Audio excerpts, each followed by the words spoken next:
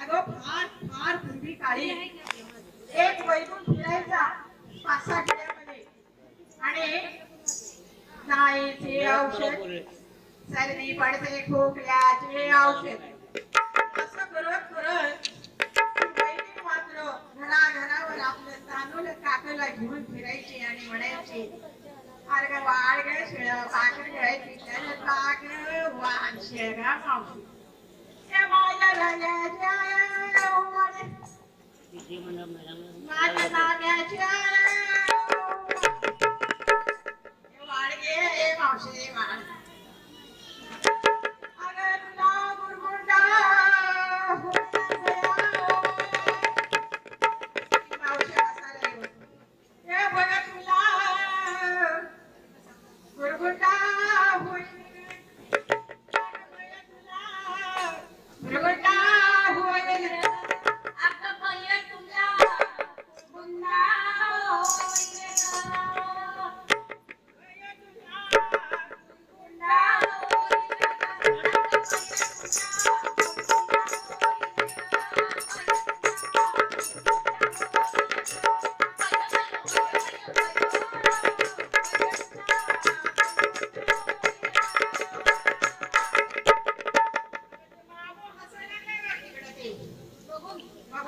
म्हणतो काय म्हणतो माहिती का अगं ते मावतो म्हणतोय माझं लगीन कसं व्हायचं मला लगीनच झालं नाही तो गुरगुंडा कसा होईल अरे गुरगुंडा म्हणजे ज्ञान आमच्याकडे यज्ञ लावलाय ज्ञानाचा तेवढ्यासाठी गुरगुंडा म्हणजे या वैदिकीच्या भाषेमध्ये ज्ञान गुरगुंडा म्हणजे माहिती गुरगुंडा म्हणजे चरित्र इतिहास आणि गुरगुंडा म्हणजे अगं मावशी बेलपट्टमध्ये तुझ्या इंग्रजी भाषेमध्ये सांगायचं म्हणलं तर इन्फॉर्मेशन टेक्नॉलॉजी इंग्लिश पुढे आलं रे अगं भय तुला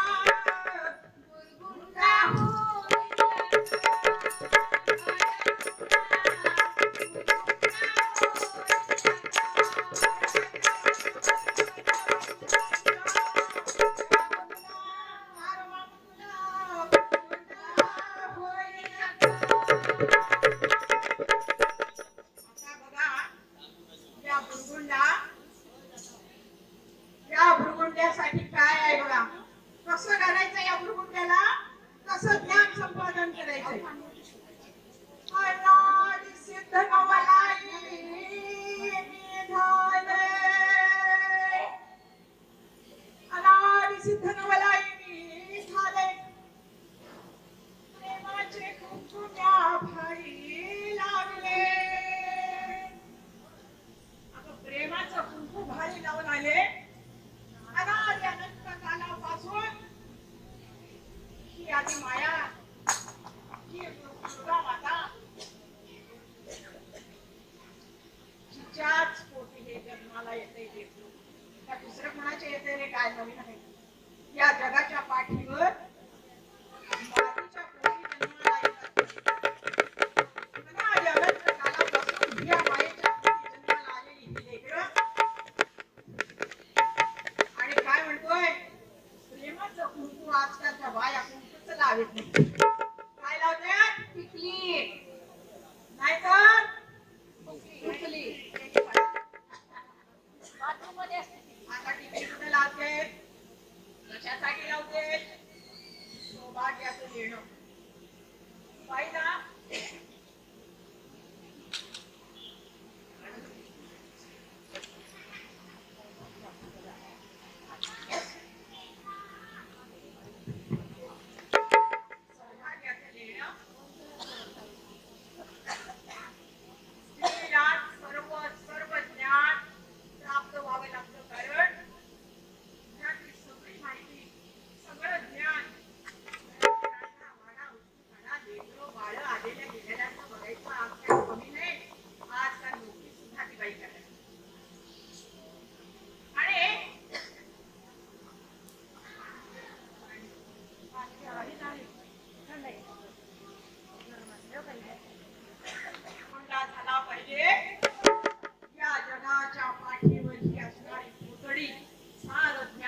कळलं पाहिजे. या पाश्चिमात्य संस्काराकडे जाऊन मी काय करायले, माझ्याच संस्काराचं वापर करते. अगं हे जे चाललेलं आहे जगामध्ये त्याला मी कारणीभूत आहे. आणि असे दुधाचे कारखाने तयार करणारे कुठे नाही बरं का. माणसाच्या शरीरातलं रक्त तयार करणारे कारखाने कुठे नाही. हे माहीत असू नाही. अरे गर्वाने किती धुतोस रे माणसा. अरे माणसा, सार सार परमेश्वराच्या रिमोट कंट्रोल हातात आहे. टीव्हीचं रिमोट कंट्रोल चॅनेल बदलायचं माझ्या हातात आहे. मला कसा बदलायचा याला त्याच्या हे ज्ञान तुला केव्हा होणार. हे ज्ञान तुला केव्हा होणार.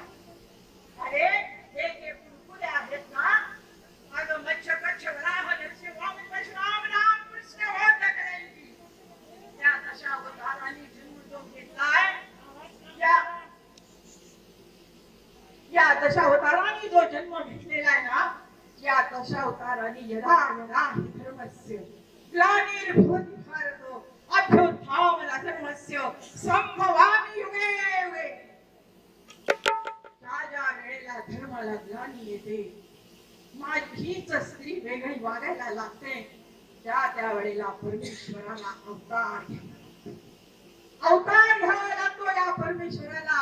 आणि तोही कुणाच्या पोटी, याच मातेच्या पोटी. नेवळ बाप रे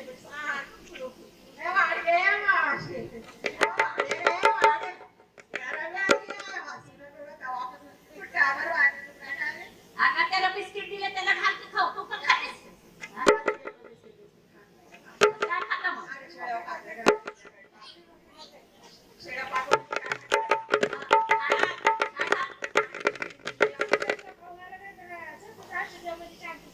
अव्वा बघा.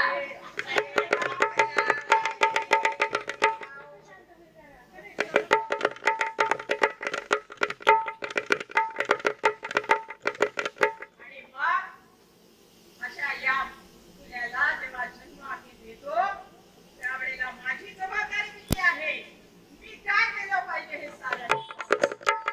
रामकृष्ण परमेश्वरासारखे रूप जन्माला घालायची माझ्या ताकद आहे.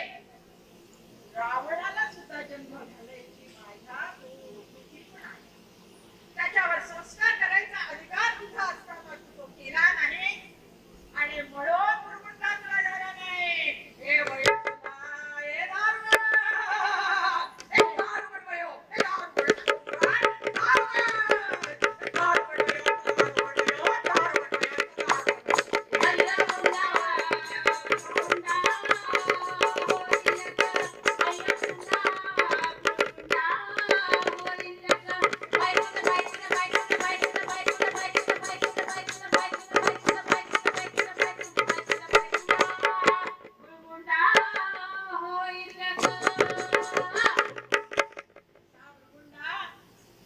मुलींची संख्या सुद्धा बरोबर झाली पाहिजे, याचं ज्ञान तुला आलं पाहिजे. आता वेगळ्यासारखं या कोठडीमध्ये असणारं दुःखसारखं रोगावरचं औषध स्वास्थ्य आहे, स्वास्थ्य. आता कशाला तू स्वास्थ्य करून घ्यायचीस तुझं? कशाला लागते तुला ब्युटी पार्लर, पैसा खर्च? कशाला लागतात तुला 10,000च्या साड्या ज्या परमेश्वराने इतकं सुंदर रूप दिल्या तिथं मला दिलेला असताना मी त्याच्यामध्ये करू शकत नाही. पण पावडर थांबून एक क्षणाने 5-10 मिनिटाने त्या पावडरवरनं आलं घामाचं बघाड. अगं पिठाचं आल्यावाने दिसते बघ. अगं कसं भयाचं तुला ज्ञान. तुला अंतर्यामामध्ये परमेश्वराच्या भक्तिभावाची श्रद्धा आहे. हा माझा याच्यावर विश्वास आहे. भले तो धडकले. आमच्या संस्कृतीने सांगितलंय दगडाच्या देवानं सुद्धा देव मान. पण आम्ही काय करतो, दगडालाच देव मानतो, माणसातला देवच असेल. आमच्या अंतर्यामात बसलेला हा परमात्मा, याला देव माना. हा ज्ञान तुला हे ज्ञान कधी व्हायचं. अगं परम प्रत्येकाने या प्रेमानं आमच्या या वेग घसाशी तिने सांगितलं, प्रेमानं बोला, प्रेमानं वागा, प्रेमानं सांगा. या भवसागरातून पार होण्यासाठी त्या कैलाच्या भक्ती साधना आणि वैराग्य वाट होणे यांच्या या तीन गोष्टी पाहू शकता. त्याला एक म्हणतात 3 दिवसाचा भक्तीची साधना वाटते आणि वैराग्य म्हणतात या मुलाची अपेक्षा न करता काय केलं? नाही. धर्म वैसा कर्म करेगा वैसा मिलेगा. आणि त्यांना फळ देण्यासाठी साक्षात परमेश्वर आल्याचं वाक्य त्या समर्थांना आहे. हे भयो दारुणा तुझे पाळून तुला या अमृताचा दिवस पाहायचाय का? अरे 61 नसेल तर परमात्मा लवकर तुला भेटायचंय. हे भयो तुला, हे भयो दारुण तुझ्या दारुण. दारुण तुझं, लय तुझं दारुण आहे. हे बुद्धीचं दारुण आहे, ज्ञानाचं दारुण आणि मग तुझ्यामध्ये प्रश्न साबदल होतो. ऐक माझं ग भयो तुला. बैल तुला तुला होईल ग.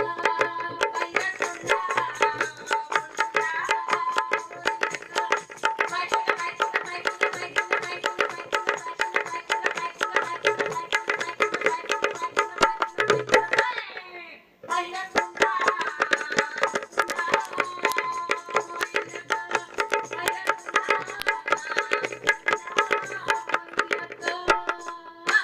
असा भगवंता सगळ्यांना झाला पाहिजे. अशी काठेमध्ये लेकरं आली पाहिजे सगळ्यांना. हे लेकरू म्हणण्यापूर्वी साचवीचं कालवण, 7 अंकाची भाकर खाली. आता आजची बाय काय खात नाही गय. साचवीचं कालवण तिखट आंबट गोड, तिखट खारट गोड गोड. आणि सगळी 7 अंकाची भाकर खाल्ली. मग हे कळण्याची भाकर, गाठीची भाकर, मक्याची भाकर, बाजरीची भाकर सध्या आली. आणि शेळं पाकं काय म्हणलं नाही. हे शेळं पाका घट म्हटलं ना, भाकर वाढायचं म्हणजे ते जुनाय ते सोनं आहे. म्हणून शेळ्याला कधी नाव ठेवू नका. घट म्हटलं म्हणजे प्रत्येकाची श्रद्धा घट का ठेवा. कामाचा गणपत बघा, एक दिवस मला तो भेटणार आहे. अरे ही अढळ श्रद्धा असू द्या तुमच्या जवळ. ही अढळ श्रद्धा जर असेल तर तुम्हाला परमात्मा भेटेल. घट म्हटलं रट भाकर, श्रद्धेची भाकर वाढ मावशे वाढ.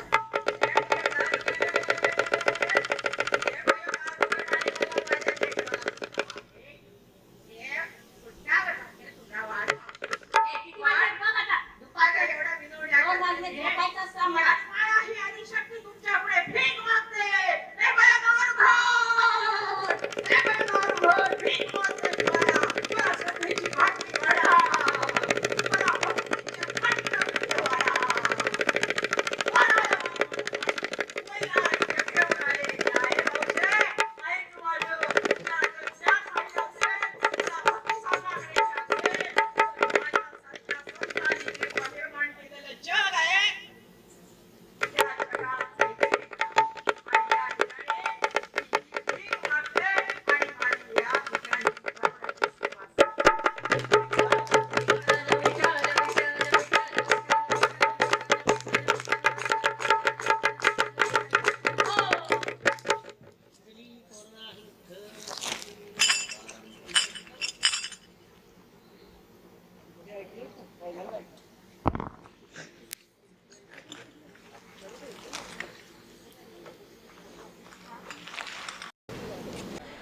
चालू ठेवा रे. हॅलो. यांचं आगमन सभा मंडपात होत आहे, तरी आपण सर्वजण जागेवर उभं राहून अभिवादन करायचं आहे.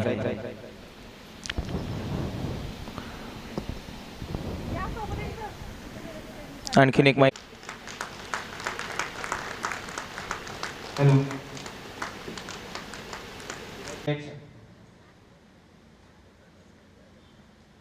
विवेकजी घळसाशी सर यांचंही शब्दसमानाने या ठिकाणी आपल्या सर्वांच्या वतीने स्वागत करतो. तसा कार्यक्रम हा पाठक परिवाराचा आहे असं मानतो आपण, पण हा कार्यक्रम आपला सर्वांचाच आहे. ही विवेचना किंवा हा प्रयत्न आपला संप्रदाय, सर्व संप्रदाय आपल्याला शिकवतो. त्या पद्धतीने आपल्या सर्वांच्या वतीने सरांना विनंती केल्यानंतर सरांनी आपला वेळ दिलेला आहे, अमूल्य वेळ आहे आणि सर व्याख्यानासाठी आपल्या या द्वारकाधीश मंदिरामध्ये आलेले आहेत. त्यांचं व्याख्यान काल आपण ऐकलेलो आहोत. कालच्या व्याख्यानामध्ये लहानपण देगा देवा, लहानपण देगा देवा, मुंगे साखरे तारवा, मुंगे साखरे तारवा, लहानपण देगा देवा, ऐरावरती रत्न थोर, त्याची अंकुशाचा मार, लहानपण देगा देवा, लहानपण देगा देवा, मुंगे साखरे चारवा, लहानपण देगा देवा, जया अंगी मोठेपण, तया यातना कठीण, जया अंगी मोठेपण, तया यातना कठीण, तया यातना कठीण, लहानपण देगा देवा, लहानपण देगा देवा, मुंगी साखरे चारवा, मुंगी साखरे चारवा, लहानपण देगा देवा, तुका म्हणे बरवे जाण, तुका म्हणे बरवे जाण, व्हावे लहान हुनी लहान, व्हावे लहान हुनी लहान, लहानपण देगा देवा, लहानपण देगा देवा, मुंगे साखरे चारवा, मुंगे साखरे चारवा, लहानपण देगा देवा. धन्यवाद. दर्शकांच्या चरणाला विनंती आहे, आपण आपलं व्याख्यान सुरुवात करा.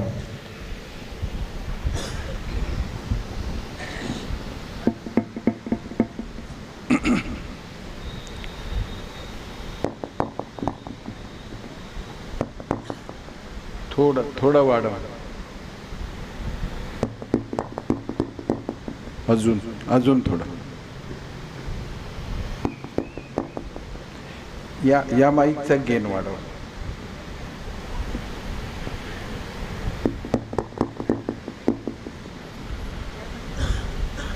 हरी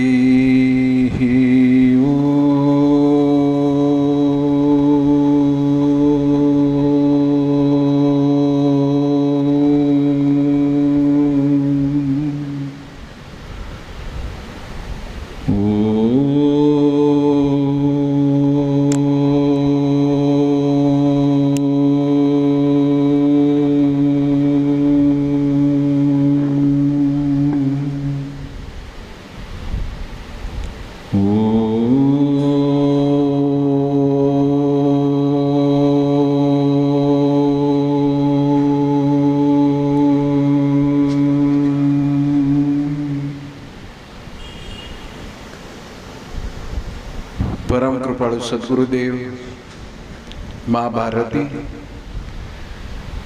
श्री दत्त भगवान, श्री द्वारकाधीश भगवान आणि आपणा उपस्थितांच्या अंतःकरणामध्ये चैतन्य रूपानं वसत असलेल्या परमेश्वराला साष्टांग प्रणिपात करून पुष्टी मार्ग आणि ज्ञानेश्वरी या दोन चिंतनधारांचा एकत्र विचार करतो आहोत. ह्याचं शार्पनेस कमी कर, बास वाढवायचं.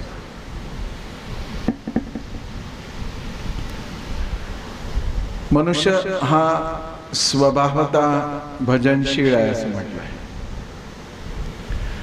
माणसाला आवडतं ईश्वराची भक्ती करावी, सद्गुरूंनी दिलेल्या मार्गाने जीवनाचं जे उद्दिष्ट आहे मोक्ष मिळवायचं, तो मोक्ष मुक्तीची प्राप्ती करून घ्यावी. आणि ज्या हेतूने आपल्याला दुर्लभ असा मनुष्य देह प्राप्त झालाय, बडे भाग मनुष्य तन पावा, सुर दुर्लभ सब ग्रंथनी गावा. स्वर्गातल्या देवांनाही ज्या देहाची प्राप्ती होत नाही असा मनुष्य देह आपल्याला प्राप्त झालाय. तर हा प्राप्त झालाय याच्या पाठीमागचा हेतू असा आहे की मी माझ्या याच जीवनामध्ये पुढच्या जन्माची उदल उसरवारी न करता भगवंताच्या चैतन्याचा आत्मसाक्षात्कार करून घ्यावा. मी माणूस म्हणून जन्माला आलो आहे ते केवळ शारीरिक सुख, लौकिक सुख, सत्ता, संपत्ती, सौंदर्य एवढं प्राप्त करून घेण्यासाठी आलेलो नाही. पण असं जेव्हा वाक्य उच्चारलं जातं तेव्हा ह्याचा अनपेक्षित असलेला एक दुष्परिणाम सुद्धा मानवी मनावर होतो. तो दुष्परिणाम फार घातक आहे आणि म्हणून नीट उलगडल्याशिवाय हे वाक्य स्वीकारता कामा नये. सत्ता, संपत्ती, सौंदर्य, स्वास्थ्य, सबलता, सज्ञानता एवढंच मिळवण्यासाठी मनुष्याचा जन्म नाही असं वाक्य आपण 1500 वर्ष ऐकलं. आणि ह्याचा परिणाम असा झाला की हे सगळं मिळवणं म्हणजे जणू काही महत् पाप आहे असा एक भ्रम हिंदू भाविकांच्या मनात निर्माण झाला. निवृत्तीचं महत्व आपल्या जागी आहे, वैराग्याचं महत्व आपल्या जागी आहे, पण वेदांचं अनुसरण करणाऱ्याला हा विचार अपुरा वाटतो. जर सत्ता मिळवायची नाही, संपत्ती मिळवायचं नाही, वैभव मिळवायचं नाही, नाव लौकिक मिळवायचं नाही, तर मनुष्य जन्माच्या प्राप्तीला अर्थ काय राहिला? आणि म्हणून वेद आणि उपनिषद असं सांगतात की असं तसं जगू नको, रसरशीतपणाने जग, पुरुषार्थाने जग. मनुष्य जन्मातल्या स्वास्थ्यासाठी, सुखासाठी, समृद्धीसाठी जे जे काही तुला सन्मार्गाने मिळवता येईल ते सगळं मिळव. पण हे सगळं साधन म्हणून तुझ्या आयुष्यात तुला वापरता आलं पाहिजे आणि ईश्वरी साक्षात्कार हेच तुझ्या जीवनाचं ध्येय आहे. काय हे खुलासा करून सांगायचा? आम्ही एक तर अर्ध ऐकलं किंवा आपल्या सोयीनुसार ऐकलं किंवा मुद्दाम चुकीचं ऐकलं. थोडा थोडका नाही माझ्या भावा बहिणींनो, 1500 वर्ष आम्ही चिंतनाच्या क्षेत्रात वाया घालवलेला काळ आहे. अनावश्यक, आउट ऑफ प्रपोर्शन वैराग्य आणि निवृत्तीचे चोचले पुरवले. It is out of proportion. Veda असं म्हणत नाही, उपनिषद असं म्हणत नाही. ते म्हणतात की माणूस म्हणून जन्माला आलायस ना, तर जे तुला मिळवायचं आहे ते मिळव. पण हे सगळं मिळवल्यानंतर मनामध्ये हे ठेव की हे मिळवणं हा काही माझ्या आयुष्याचा हेतू नाहीये. या सगळ्याचं मी साधन करेन आणि ईश तत्वाचा परिचय करून घेईन. स्वर्गप्राप्ती हा हिंदू भाविकांचा ध्येय नाहीये, कारण का स्वर्गात काही गंमत नाहीये. स्वर्गामध्ये अमृत आहे, स्वर्गामध्ये सुखच आहे, स्वर्गामध्ये अप्सरांचे नाच आहे, काही असेल. पण स्वर्ग हिंदू भाविकाचं जीवन ध्येय नाही आहे. त्याचं कारण असं आहे की स्वर्गामध्ये नव्याने पुण्याची जोडणी करायची व्यवस्था नाही आहे. व्यवहारातलं उदाहरण सांगतो म्हणजे लक्षात घ्या. जे काही डबोलं आपल्याकडे आहे, जे काही धन आपल्याकडे आहे, ते खर्च करण्याची सुविधा स्वर्गात आहे. नव्याने एक आणाही जोडायची व्यवस्था स्वर्गामध्ये नाही. त्यामुळे स्वर्गात नवपुण्य मिळवता येत नाही. असलेल्या पुण्याचा साठा खर्च होईपर्यंत स्वर्गातली सुख उपभोगता येतात आणि ती संपली रे संपली की परत मृत्यू लोकात यावंच लागतं.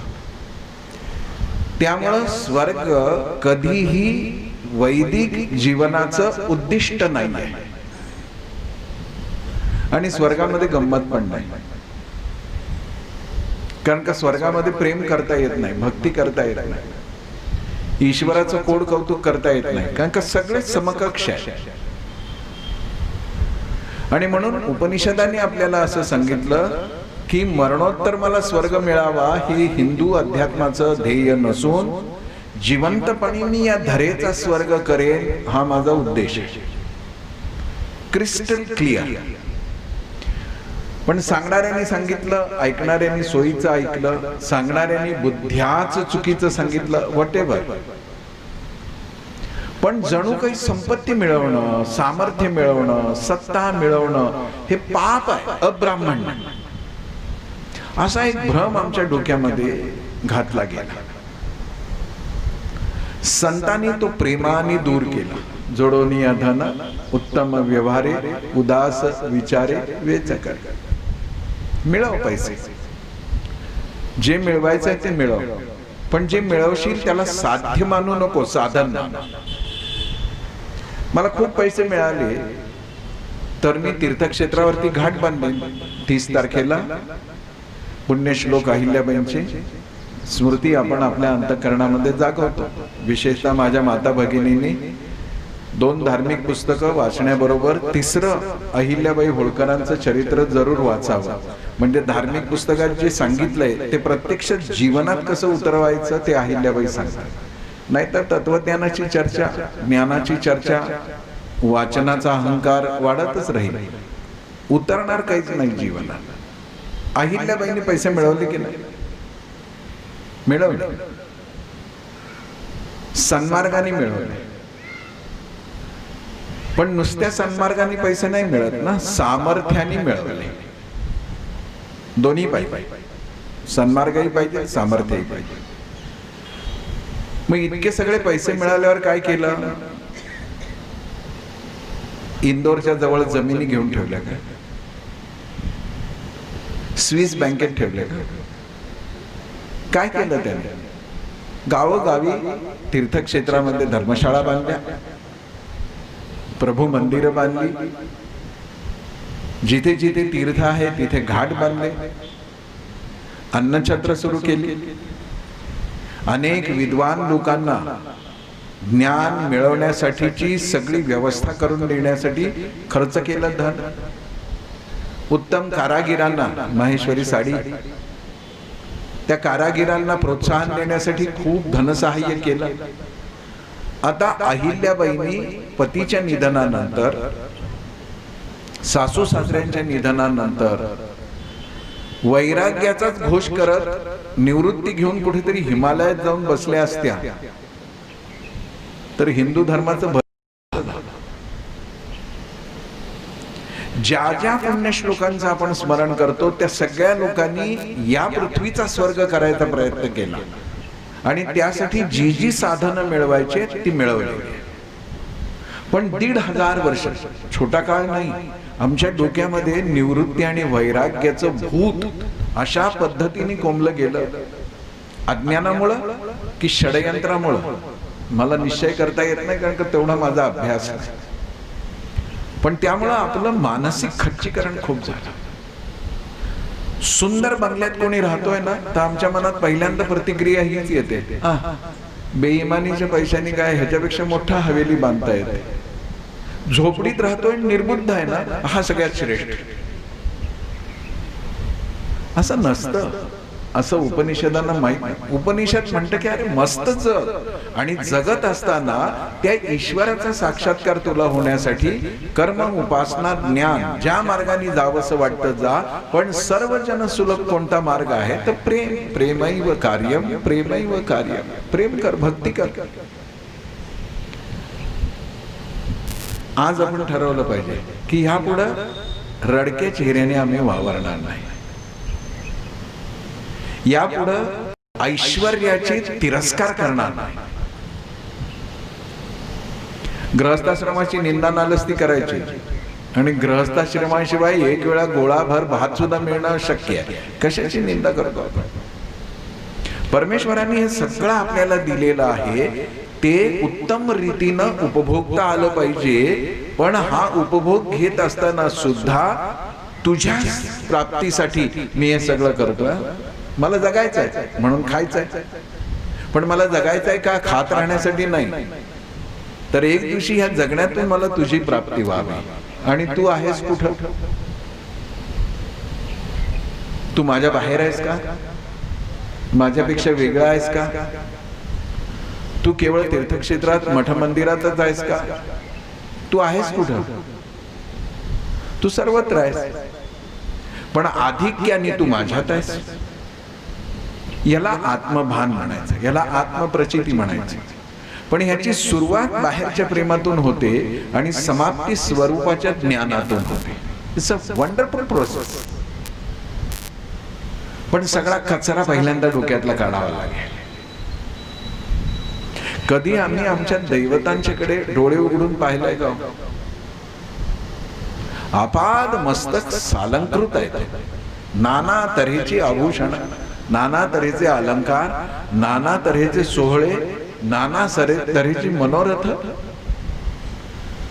हा निवृत्तवादी वैराग्यशाली विचाराच्या लोकांचा देव असा असतो काय? रसरशीतपणे जगणाऱ्या लोकांचा देव असा आहे. 365 दिवस सण आहे. हा समाज काय रडका आहे?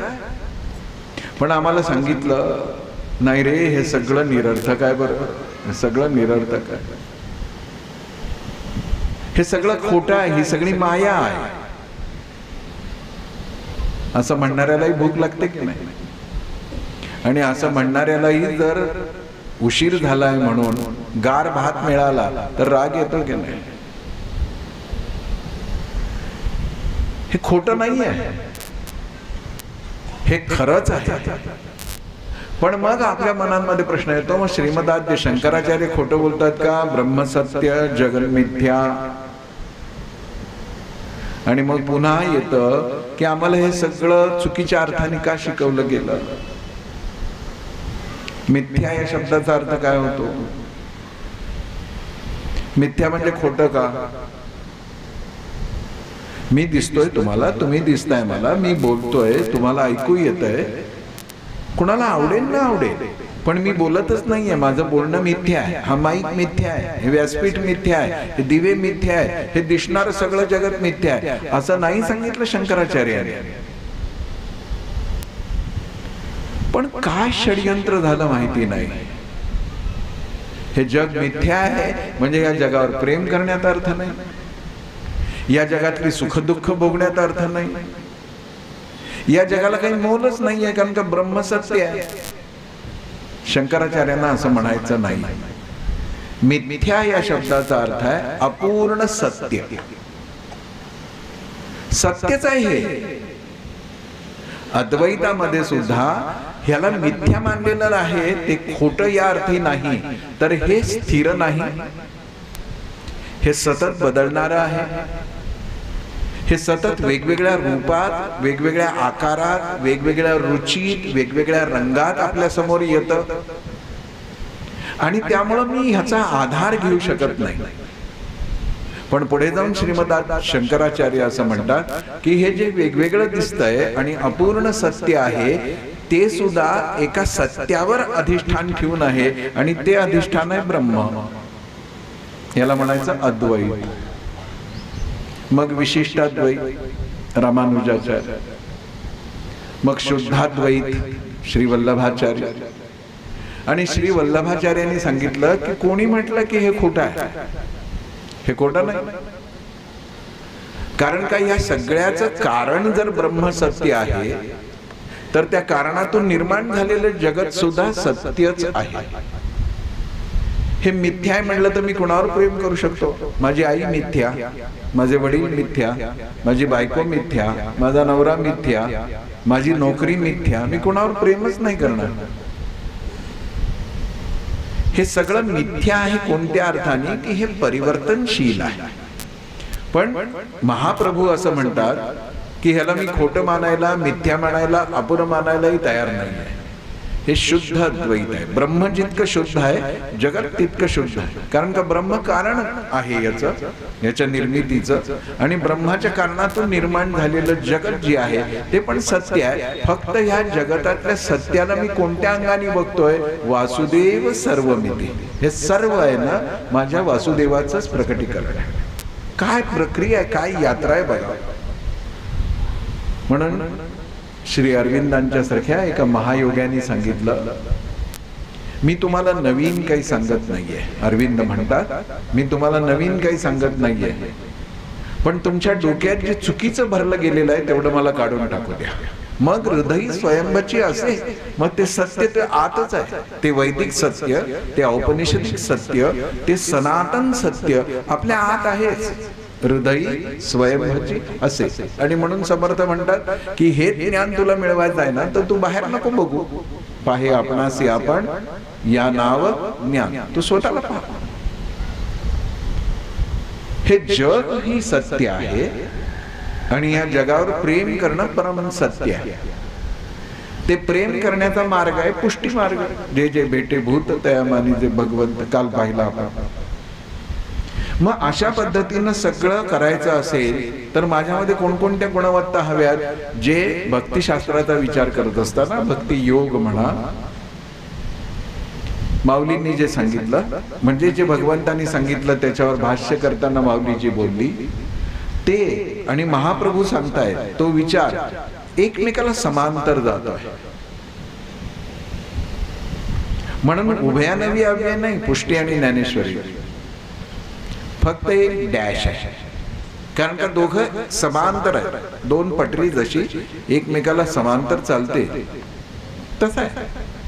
कारण का हे सगळं मूळ ज्या एका उपनिषदाच्या तत्वज्ञानातून येत आहे ते तत्वज्ञान एक सारखं आहे. आणि गीता म्हणजे तर विविध उपनिषदांचं सार तर आहे. वेगळं काय आहे त्यात? वेगळ्या पद्धतीने सांगितलं आहे.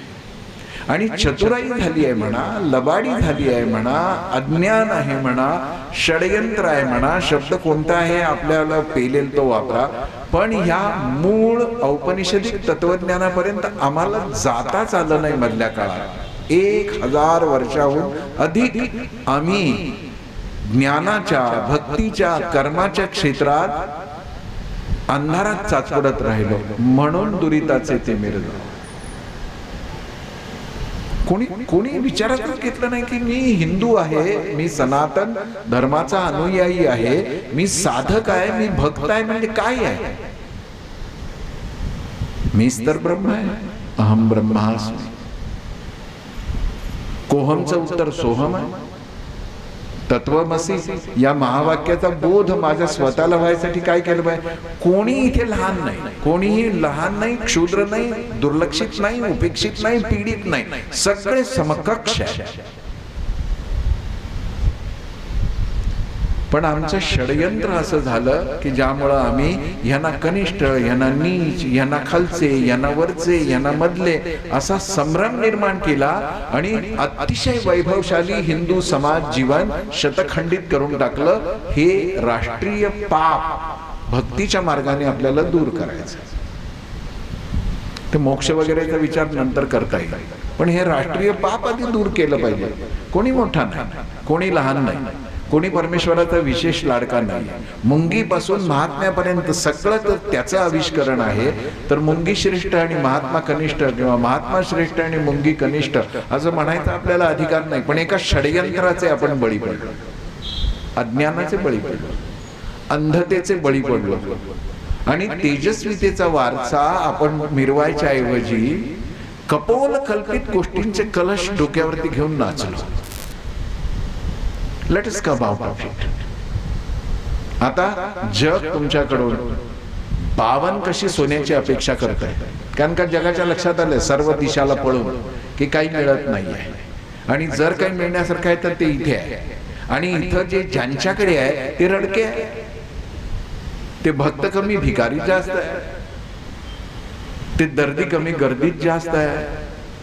आणि त्यांना असं वाटतं की जोर जोरात रडायला सुरुवात केली की तो येऊन आपला उद्धार करणार आहे. तो काहीही करणार नाही. माझाच मला उद्धार करायचा आहे. आणि हा कोणी विद्रोही वर्तमानातला सामाजिक विचार करणारा माणूस बोलतोय असं म्हणू नका. उद्धरेत आत्मनात्मानं म्हणजे काय? तुझा उद्धार मी नाही करणार. आणि पुढे जाऊ, आपला उद्धार करण्याची जबाबदारी त्याची नाही, माझी आहे. माझा उद्धार मीच करेन. मग मला तो उद्धार करण्याची जी 10 मार्ग दिले परंपरेने, त्या 10 मार्गांना वेगवेगळं न पाहता इंटिग्रेटेड अप्रोच, एकात्म पद्धतीने पाहणं, हे महाप्रभूंनी आपल्याला दिलेलं एक विलक्षण दर्शन आहे. सगळ्या आपल्या वारकरी संतांनी ते दिलं दर्शन.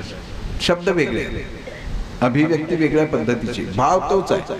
काय म्हटलं महाप्रभूंनी की ज्ञान असो, कर्म असो, बाकी कुठलं योग याग असो, हे सगळं बाबांनो भक्तीच्या वेगळं नाहीच आहे. या सगळ्याला भक्तीचा स्पर्श आहे. किंबहुना भक्तीतूनच हे निर्माण झालंय. भक्तीचा जसा जसा विकास होतो आहे त्याचे हे बाहेरचे कंगोरे आहे, या आयाम आहेत त्याचे. भक्तीच्या पोटी उपजले ज्ञान, ज्ञानाने वाढविले भक्तीचे महिमा. ज्ञानाची आई कोण आहे? भक्तीच आहे. योगाची आई कोण आहे? भक्तीच आहे.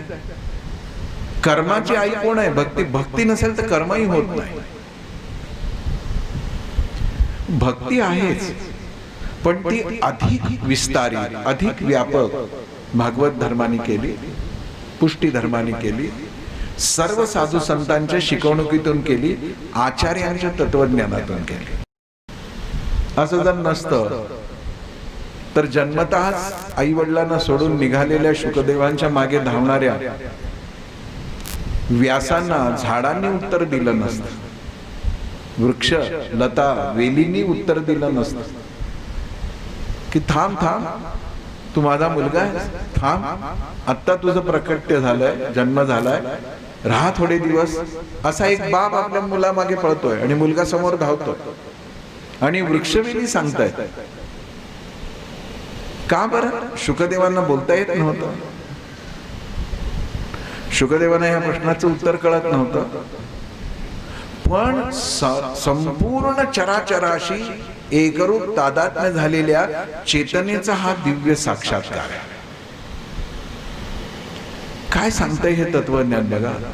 का मला माहिती नाही, का आपल्यापर्यंत आलं नाही, आपण स्वतः ते का नाही समजून घेतलं, आपण का रंजनाच्या पातळीतच रमून गेलो.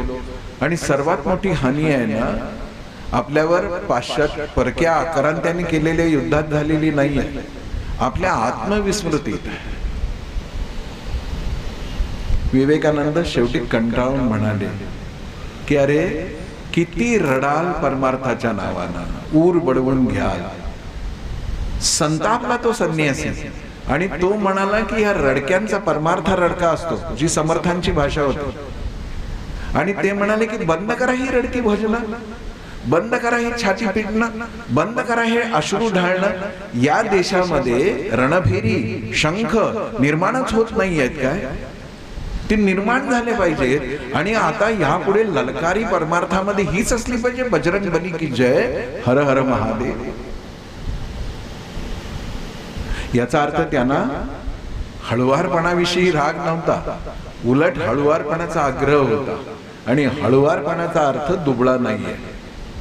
हळुवारपणाचा अर्थ आहे संवेदनशील, अपरंपार संवेदनशील. पुष्टी असो, भागवत संप्रदाय असो, कोणताही भक्ती मार्गाचा भाग असो, तो आपल्याला आतून असा छान हळुवार पण बनवतो, व्यापक पण बनवतो. म्हणून मग काही पैलू सांगितले, जसे काल आपण पाहिलं की समर्पण. बिना समर्पण परमार्थ कसा होऊ शकतो? पण समर्पण कुणापायी, कुणासाठी? समर्पणाचा अर्थ काय? गेरुवा रंग दिसला की घातलं साष्टांग दंडवत, हे समर्पण आहे का? शिष्याश न लावती साधन, न शिकवती यमनियम, ऐसे गुरु अडक्याचे 3 मिळाले तरी टाकावे. कशासाठी सांगितलं समर्थन? समर्पण कुठे आहे? नतमस्तक कुठे है? झांकी के आगे झुकना नहीं है, बिल्कुल झुकना नहीं। झांकी अपनी जगह पे सही है, बड़ी आनंद भी देती है, लेकिन झांकी में झांकी भर है, सच्चाई नहीं है, स्वांग है वो। आदित्यस्य नमस्कारा, उगवणाऱ्या सूर्याला नमस्कार, तेजाला नमस्कार, तेजस्विनावधीतमस्त। कुठे आहे दुर्बलता? पण हे सगळं करताना चित्त हळुवार असल्याशिवाय समर्पण घडणार नाही। चित्त हळुवार असल्याशिवाय हाक प्रकट होणार नाही। एस्पिरेशन, अभिप्सा, मी कोणाला हाक मारणार आहे? माझी मला, माझ्या वेगळं काही नाही आहे। माझ्यातलं जे आहे ते दिसावं म्हणून सगळी व्यवस्था आहे, पण आहे माझ्यात। आणि मग हे समर्पण हवं। तैसे सर्वेंद्रिया सहित, काल आपण बघितलं 12वा अध्याय, मोठा कोड आहे ज्ञानेश्वरी। मग दिवस रात्र न मानता मज माझी सुनी चित्त, माझ्यासाठी चित्त अर्पण करून टाकलं, असं तीव्र समर्पण। आणि अशा समर्पणाने या परी जे भक्त आपण पे मज देत, तेच मला काय वाटतं, तोच मी योगयुक्त परम मानी। देणं हाच योग आहे।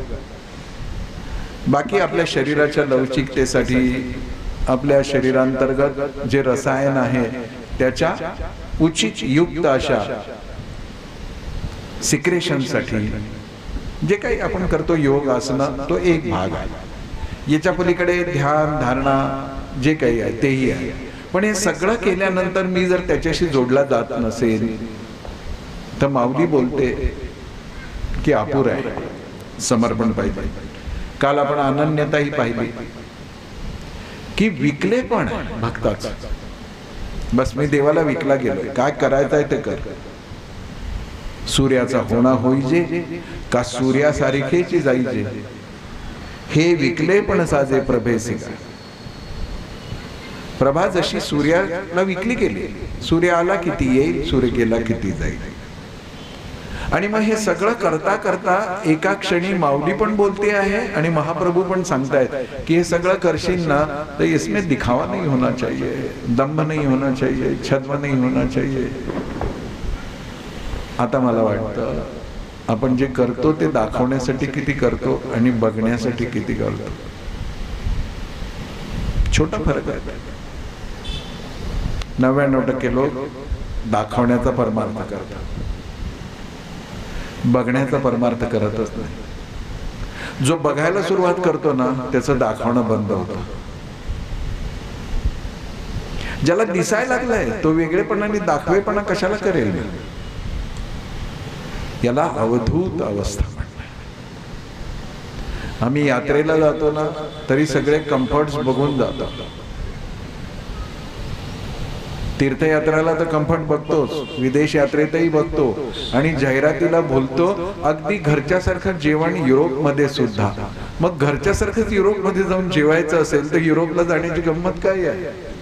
मला तिथली कल्चर, तिथली टेस्ट, तिथल्या लोकांचं जगणं हे जर आत्मसात करायचं असेल युक्ताहार विहार लक्षात ठेवून, तर घरच्यासारखं जेवण युरोपमध्ये काय उपयोग आहे?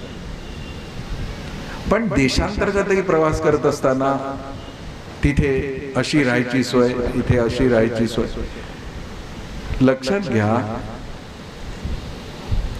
गोड तर सगळ्यांनाच आवडतं,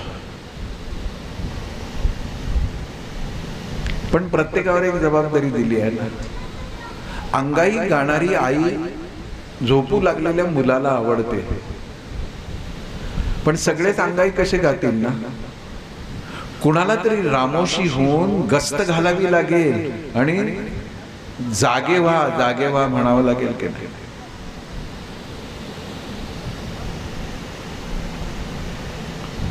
कोण म्हणेल हे? गोड सगळ्यांनाच आवडतं, त्यामुळे थापटलेलं सगळ्यांनाच आवडतं, कुरवाळलेलं सगळ्यांनाच आवडतं।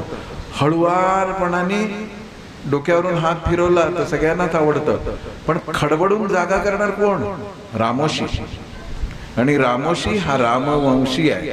राम तत्व जागृतीचं तत्व आहे. जागते रहो, जागते रहो.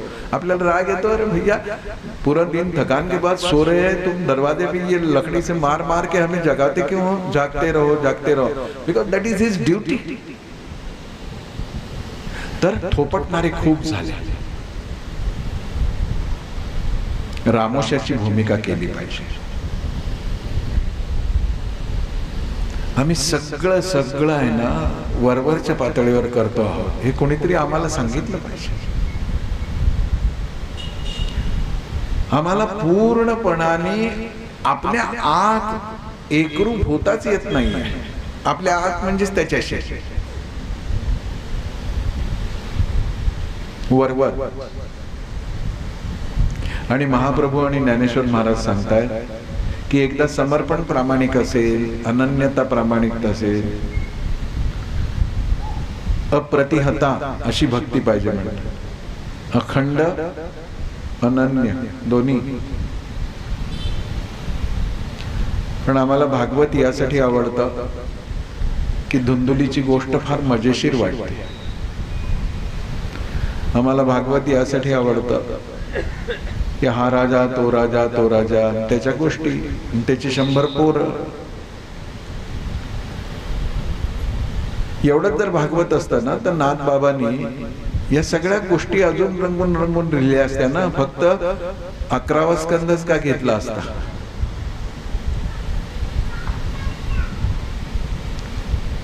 सगळं भागवत चांगलंच आहे. तेने वाङ्मय मूर्ती, भगवंताची ती वाङ्मय मूर्ती आहे खरंच आहे.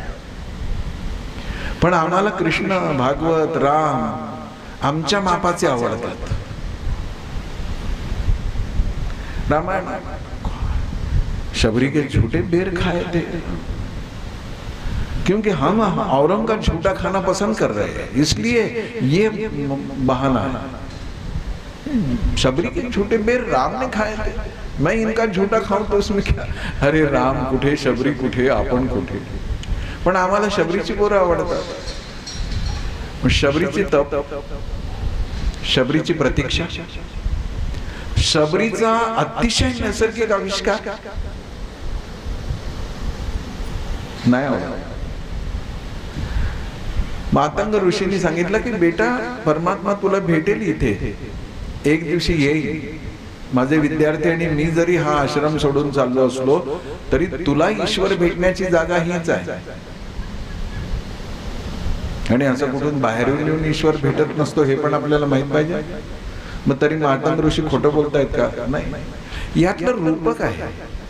तुझा आवाज साखरेसारखा गोड आहे असं जेव्हा आपण आईला, बहिणीला, भाऊजाईला किंवा बायकोला म्हणू तेव्हा ती लगेच असं म्हणत नाही, बरं झालं सांगितलं, आता मी गुळण्या करेन आणि त्या पाण्यातच चहा करेन, मग साखर टाकायला नको. मातंग ऋषी म्हणाले की खरा साधक तो आहे की ज्याला वणवण फिरायची गरज नाही.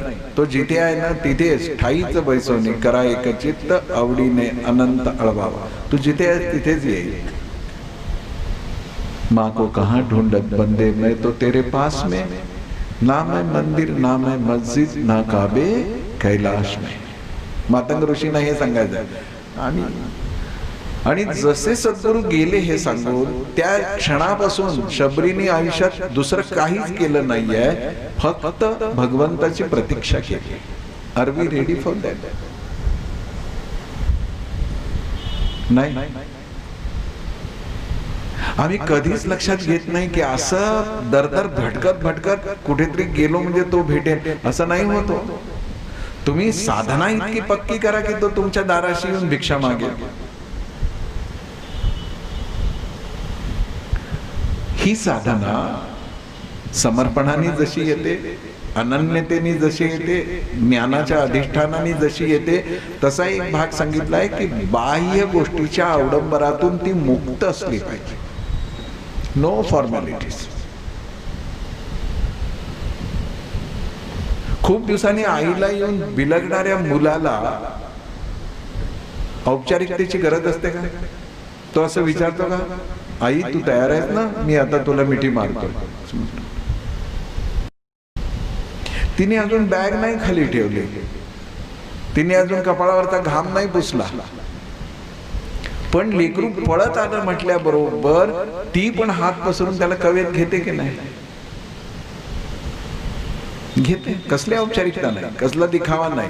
त्या मुलालाही असं वाटत नाही की आईच्या आता मी गालाला गाल घासेन तर तिचा घाम माझ्या गालाला लागेल का, मग इन्फेक्शन होईल का, ते हायजिनिक आहे का, तिने हातपाय तरी धुतले का, आपल्याकडे शुचिर्भूततेची जरा आउट ऑफ प्रपोर्शनची कौतुक आहेत ना, ती या प्रेमाच्या जागी काही नाही आहे. ये आणि मिठी मार, ती पण म्हणते ये आणि मिठी मार. बाह्योपचाराला विशुद्ध भक्तीमध्ये काही स्थान नाही, पण विशुद्ध भक्ती ही समर्पण आणि अनन्यतेनेच येते हे महाप्रभू सांगतायत, माऊली बोलते. अशी अनन्यता, असं समर्पण, असं डिव्होशन जेव्हा आपल्याला साध्य होतं ना, मग तेव्हा ठाकूर हातात फुलांची माळ घ्यायचे रामकृष्ण परमहंस आणि आईला म्हणायचे की आता मी तुझ्या गळ्यात ही माळा घालेन, तू कशी दिसशील, तू कशी दिसशील. आणि असं म्हणता म्हणता ते स्वतःच्याच गळ्यात हाळ घालून घ्यायचे. लोकांनी त्यांना वेडं म्हटलं. पण अशा अनन्य भक्तीमध्ये वेड हीच शहाणपणाची गोष्ट असते. आपल्याला इतकं वेड होता आलं पाहिजे. आमचे विदर्भामधले बाबा ताजुद्दीन म्हणून एक अवलिया संत होऊन गेले, ताजुद्दीन बाबा. तर ते अवलिया होते आणि अवलिया सारखेच वागतात. तर कुणाला त्यांचा त्रासही व्हायचा. ब्रिटिश आमदानीमध्ये तक्रारी झाल्या, पोलिसांकडे तक्रारी गेल्या आणि पकडलं त्यांना. काय थोडेफार दंडुके मारले. आनंदी डुल्लत. त्यांनी ना निषेध केला, ना तक्रार केली, ना काकू केलं, ना आई वई केलं. मग सगळ्यांनी असा एक निष्कर्ष घेतला, शिकलेल्या सुसंस्कृत पांढरपेशा लोकांनी, की हा पागल आहे. संत आहे, अवलिया आहे बाबा ताजुद्दीन, आणि पागल समजून त्याला पागलखान्यामध्ये टाकलं. त्या आता त्यांना ओळखणारे भक्त होते ते तर दुःखी झालेच. नागपूरहून कोराडीला जाताना पागलखाना आहे, तिथे त्यांचं आजही स्थान दाखवतात. मग ते भक्त उदास झाले, नाराज झाले, वाईट वाटलं, क्रोधित झाले, पण इंग्रजांसमोर काय करू शकतात. मग ते जेव्हा बाबांच्या दर्शनाला गेले तेव्हा रडत होते. ताजुद्दीन बाबा म्हणाले कि क्या हो गया, रो क्यों रहे हो, कुछ घर परिवार में गड़बड़ी है क्या, कुछ परेशानी है क्या. तो बोले नहीं बाबा, इसका दुख है हमें, इसका गम है हमें, इसलिए हम परेशान हैं कि आप जैसे महात्मा को पागल खाने में डाला. तो किसने कहा आप लोगों को कि मुझे पागल खाने डाला है. तो मैं, ये तो पागल खाना है और यहाँ आपको बंदी बना के रखा है. तो बोले नहीं नहीं, ये अंग्रेज सरकार ने मुझे पागलों से बचाया है. पागल तो बाहर है, मैं इससे अलग हूँ और मैं बड़ा ही सुरक्षित हूँ यहाँ पर. पागल बाहर है. लक्षात घ्या. कसली फॉर्मॅलिटी नाही. आजही उर्स मोठा होतो ताजुद्दीन बाबांचा. कसल्या औपचारिकतेशिवाय चाललंय हे सगळं. कोणती फॉर्मॅलिटी होती. दारात येऊन दाराच्या चौकटीवर हात ठेवून द्वारकाधीश विदुर काकांच्याकडे आणि सुलभा काकीकडे बघत होते. कोणती फॉर्मॅलिटी होती. Without invitation. मानना माया, मैं तेरा मेहमान, असं बनवून आले होते. बोलवलं नव्हतं. आणि हे दोघं द्वारकाधीशाच्या मानस पूजेमध्ये असे घडून गेलेले नवरा बायको. गळगळा गळगळा डोळ्यातून पाणी येत आहे. पाठमोरे आहे. दारात द्वारकाधीश स्वयमेव उभे आहे. भानच नाही. इतकं तादात्म्य, इतकी अनन्यता. इतकी समर्पणाची भावना. विदुर काकांना जमते तर मला का नाही? आम्हाला नकोच आहे. आम्हाला फक्त बहाणा पाहिजे. आणि 4 लोकात बरं दिसतं भक्त वगैरे असल्याचं सिद्ध झालं. कसले भक्त? पुष्टीमध्ये ही गंमत आहे. वसंत पंचमी ते रंगपंचमी रोज घरामधल्या पूजेमध्ये नव्या नव्या रंगाचा आविष्कार. नव्या माझे मित्र आहेत, ते इचलकरंजीला राहतात. त्यांचंही नाव नरेंद्र मोदीच आहे. 100% हे नाव करा. मी सांगून देतो. मोठे व्यापारी आहे कपड्याचे. माझी व्याख्यानं होती तर इचलकरंजीला मी त्यांच्या घरी गेलो. प्रसाद होता दुपारचा तिथे निश्चित झालेला. तर मी त्यांच्या सौभाग्यवतींना म्हणालो की भाभीजी याल तुम्ही प्रवचनाला, व्याख्यानाला? तर त्या म्हणाले की हाँ भाई साहब मेरी तो इच्छा है कि आऊं, पर पता नहीं कि ये हमें छोड़ेंगे कि नहीं. म्हणजे द्वारकाधीश. आज इनकी जो मर्जी है वैसा हो जाएगा. वसंत पंचमी ते रंगपंचमी. नुसतं रंगपंचमीच्या दिवशी असं दुधात केशर टाकून चिमटीने उडवल्यासारखं रंगपंचमी नाही. पूर्ण काळ त्या घरामध्ये रंगाची मैफिल. आणि ती गृहिणी सांगते की मला माहिती नाही यांनी सोडलं तर मी येईल, नाही तर नाही येणार. शंकराचार्यांनी कांची कामकोटी पीठाच्या गुरुदेव रानड्यांना असाच निरोप पाठवला की भेटायला या. गुरुदेवाने उत्तर दिलं की नामानी सोडलं तर मी येईन, नामानी सोडलं तर. संध्याकाळी दिवे लागणी झाल्यानंतर विष्णू सहस्रनाम वाचायचा नियम आहे. आणि लक्षात असं आलं की त्याच वेळी शेजारचे कार घेऊन रिसेप्शनला जाणार आहे. तर आपण प्रायोरिटी विष्णू सहस्रनाम आणि रिसेप्शनला यापैकी कशाला देऊ? शेजारी जर कारवाले आहेत आणि ते चालले तर त्यांना म्हटलं पाहिजे जा तुम्ही. एक वेळ मी रिसेप्शनला नाही पोहोचू शकणार, पण संध्याकाळी 7 वाजता माझं विष्णू सहस्रनामाचा पाठ आहे ना, मी करेन. त्या रिसेप्शनला जायचं म्हणजे काय, प्रेम व्यक्त करायला थोडंच जायचं असतं. 151 रुपये सहकुटुंब वसूल करायलाच जायचं असतं. आणि एरवी कधीही विकत घेऊन इतकी आईस्क्रीम खाणार नाही, तितकी आईस्क्रीम तिथे फुकटची मिळतात म्हणून जायचं असतं. सब बकवास, सब बकवास. का तर ह्याच्या मुळात आहे दाखवेपणा, औपचारिकता, बाह्योपचार. महाप्रभू म्हणतात की काही गरज नाही. तू प्रेम करतोय ना, तू भक्ती करतोय ना. शबरी व्याकुळ झाली. ती म्हणाली की प्रभू मला काहीच माहित नाही. मला ना संस्कृती येतं, ना दिवा उजवीकडे ठेवावा का डावीकडे ठेवावा, का उजव्या पायाचं पूजन आधी करावं का पाणी, मला काहीच माहित नाही. मी तर नीच जातीची आहे भिल्लीणी. श्रीरामाने उत्तर दिलं, बाबा गोस्वामी तुलसीदास जरूर वाचा तुम्ही. ते म्हणाले की माई मी जात, कुळ, पंथ, ज्ञान, बुद्धी कशाचाच विचार करत नाही ग. तुला पूजा पद्धती येत नाही, संस्कृत मंत्र येत नाहीत ना, डोंट वरी फॉर दॅट. तुला कसं वाटतं की माझ्या गोष्टीचं प्रेम व्यक्त करावं, बस तसं कर, मला मिळून जाईल. आता इतकी सोंग आहेत ना, आणि रोज मी बघतो व्हॉट्सअपवर, ट्विटरवर, फेसबुकवर, ज्या मार्गाने शक्य आहे, डावीकडे दिवा, त्याची वात पश्चिमेकडेच असली पाहिजे, गणपती इकडेच बघणारा पाहिजे. काय फरक पडतो? कशासाठी एवढे घाबरलो? कारण का आम्हाला प्रेम नाही करायचं, आम्हाला सोंग करायचं. मग हे नैऋत्य ते तिकडे, मग कलश इथे ठेवा, ते अरे काय चाललंय काय यात? प्रेमाची जागा कुठे? ते एक अनुशासन आहे, त्याची एक रीत आहे. एखादं मोठं विधान असेल त्यावेळेला तुम्ही हे करा, कारण का त्याचं एक शास्त्र आहे. माझ्या रोजच्या प्रेमामध्ये कुठे येतं ते? होता होईल तितकं केलं पाहिजे, कारण का त्याच्यामध्ये काही विचार आहे. उजवीकडे जर दिवा असेल तर हात लागू शकतो, डावीकडे असेल तर आणखीन काही होऊ शकतं.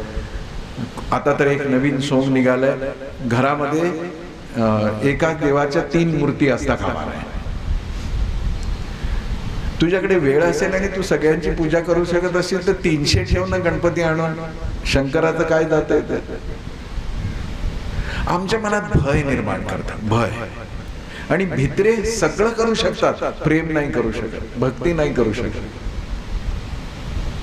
कारण का खरा भक्त तर तोच आहे. उपनिषद म्हणतात की जो निर्भय आहे, भागवताचं फळ आहे की तो निस्संदेह आणि निर्भय आहे. आणि बघा हिंदू भक्तांचे चेहरे भित्रे लेखाचे, पिढी जात भित्रे.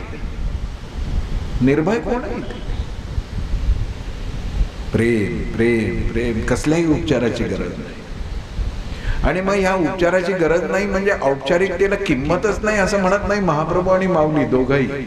पण ते म्हणतात की अरे नाही झालं असं समजा, काय फरक पडतो? वडिलांना आहो जाऊ म्हणतो, आईला अरे तुरेच म्हणतो, कुठे प्रोटोकॉल पाळतो.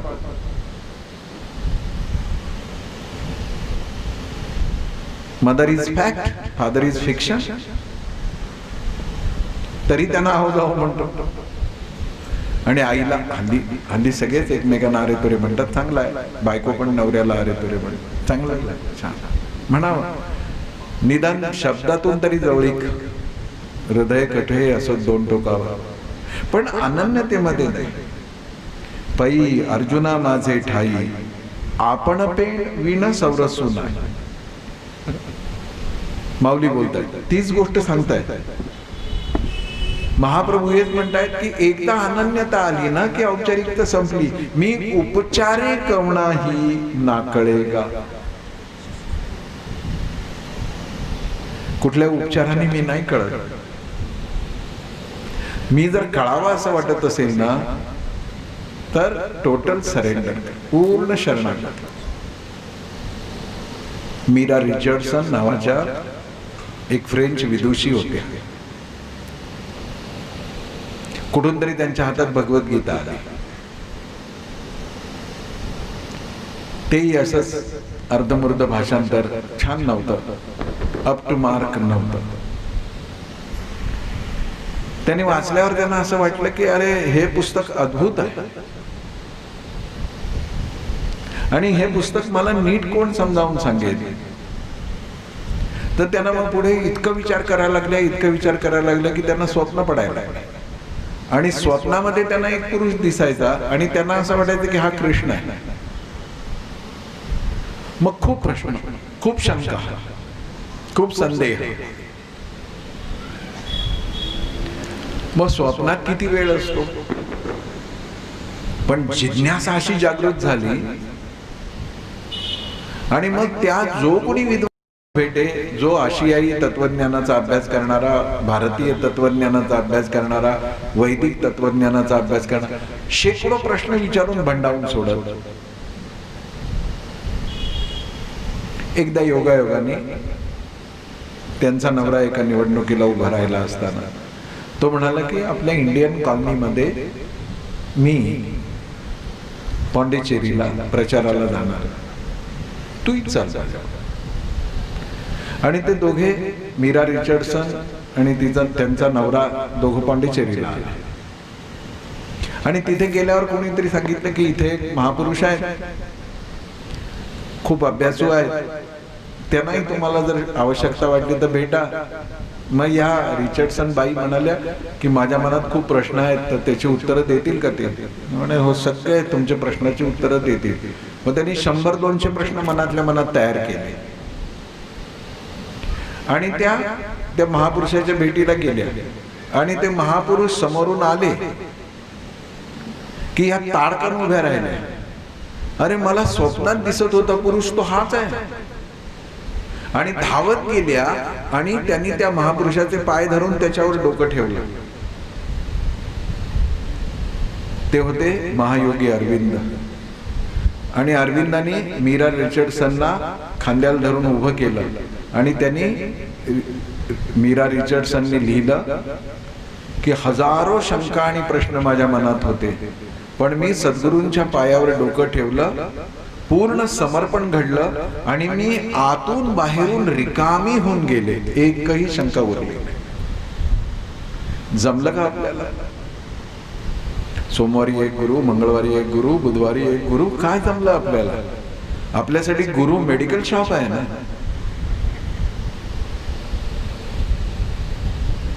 माऊली बोलते आहे की मी उपचारे कवणाही ना कळेगा. या सगळ्या अटकळीतून मी कोणाला कळणार नाहीये. माझ्याशी पूर्णपणाने तद्रूप होऊन जा. आणि हा तद्रूप होत असताना कुठल्याही उपचारात तो अडकून पडू नको की मला हे पान, हे फूल, हे फळ, हे अक्षर, ऋतुकालोद्भवानी फलानी पुष्पाणी समर्पयामि. ओके, छान आहे, जमलं तर करा, नाही जमलं तर नाही. माऊली बोलते आहे की पान, फूल, फळ, रस जे काही तू देशील ना, ते तुझं काय आहे? म्हटलं ना ऋतुकालोद्भव फलानी पुष्पाणी. पण ऋतू तू निर्माण केलं का? ते झाड तुझं आहे का? बर, झाड तुझं असेल तर तुझ्या कर्तृत्वाने ते फळ आलंय का, पान आलंय का, फूल आलंय का? तर काहीच नाही. मग जे समर्पण करायचंय ते पान, फूल, फळ, रस, गंध काय आहे? तुझं काय आहे? तुझं एकच आहे, तुझा जीव, तुझं मन, तुझं चित्त, तुझं सर्वस्व जे तुझं आहे 100%, ते अर्पण कर. ते अर्पण करशील तर तू पूर्णपणाने माझी प्राप्ती करून घेशील. यात औपचारिकतेची गरज नाही. पण ही माझी स्वतःच्या अस्तित्वाची सगळी खूण परमेश्वराच्या चरणी अर्पण करायची असेल तर एक अनुशासन पाहिजे. म्हणून षोडशोपचार, पंचोपचार, अमके उपचार, तमचे उपचाराची पूजेचा रोजचा अभ्यास करायचा. हा अभ्यास करता करता करता एक दिवशी लक्षात येतं की अरे मी शुद्धोदक स्नानम समर्पयामि म्हणतो, ते पाणी ना मी तयार केलंय. ऋतुकालोद्भव फलानी पुष्पाणी म्हणतो, ते मी नाही केलं. स्थापित दीपम म्हणतो, तो दीप माझा असला तरी दीप मी नाही आहे. तो धातू कोणता आहे? स्टील आहे, चांदी आहे, पितळ आहे, तो मी नाही आहे. त्यातलं तेल मी नाही आहे, त्यातली वात मी नाही आहे, त्यातली ज्योत मी नाही आहे, मी काहीच नाही आहे. मग मी काय केलं? हापापाचा माल गपापा. पण ह्या अनुशासनातून जात असताना 4 रेगी ओळीमध्ये अक्षर गिरवत असताना हळूहळू एक एक रेग कमी करायचे. 3 रेगेमध्ये लिहिता आला पाहिजे, मग 2 रेगेमध्ये लिहिता आला पाहिजे, मग एका रेघेवर लिहिता आलं पाहिजे, आणि मग रेघेशिवाय कोऱ्या कागदावर छापल्यासारखं लिहिता आलं पाहिजे. ती स्थिती लिखाणाच्या बाबतीमध्ये 4 रेघी वहीपासून कोऱ्या कागदापर्यंत जी होते ती परमार्थात व्हायला पाहिजे. पहिल्यांदा तर हे सगळं अनुशासन आवश्यक आहे. असं बसा, तसं बसा, इकडे बघा, तिकडे बघा, अमक करा, तमक करा, सगळं आवश्यक आहे. पण एवढंच करत राहिलो आपण. कदमतान माहिती आहे ना? कदमतान, डावा उजवा, डावा उजवा, डावा उजवा. तर पोरांना वाटतं की काय कसरत करतो आपण. तासाभराने येऊन बघितलं ना तर जिथे डावा उजवा चालू आहे तिथेच आहेत ते. 1500 वर्ष झाली भारतीय परमार्थ डावा उजवा, डावा उजवा, डावा उजवा. एकालाही आत्मानुभूती आल्याची जाणीव होते आहे का? आणि ज्यांना झाली ना ते तुमच्या आमच्या समोर येतच नाही. ते एकदम निघून जातात, कारण का त्यांना कळतं कि ये तो सब पागलों की दुनिया है, उनको तो कुछ ना कुछ चाहिए. ये आरती भी उतारते हैं ना तो कम से कम प्रसाद की कामना मन में रखते ही है. असल्या लोकांमध्ये असे दिव्य आत्मे राहतच नाही. पण संत इतके कनवाळू आहेत की ह्या स्थितीला गेल्यानंतर ते म्हणतात की बुडते हे ज्यांना देखवे ना डोळा. मला इथं राहून काही ना काहीतरी काम केलं पाहिजे. म्हणून त्या बिचाऱ्यांनी सगळं ज्ञानाचं भांडार उघडं केलं. आपण काय केलं? त्यांच्यावर हळदी कुंकू वाहिलं, फुलं वाहिली, डोक्यावर घेतलं, डोक्यात शिरू दिलं नाही. That is tragedy.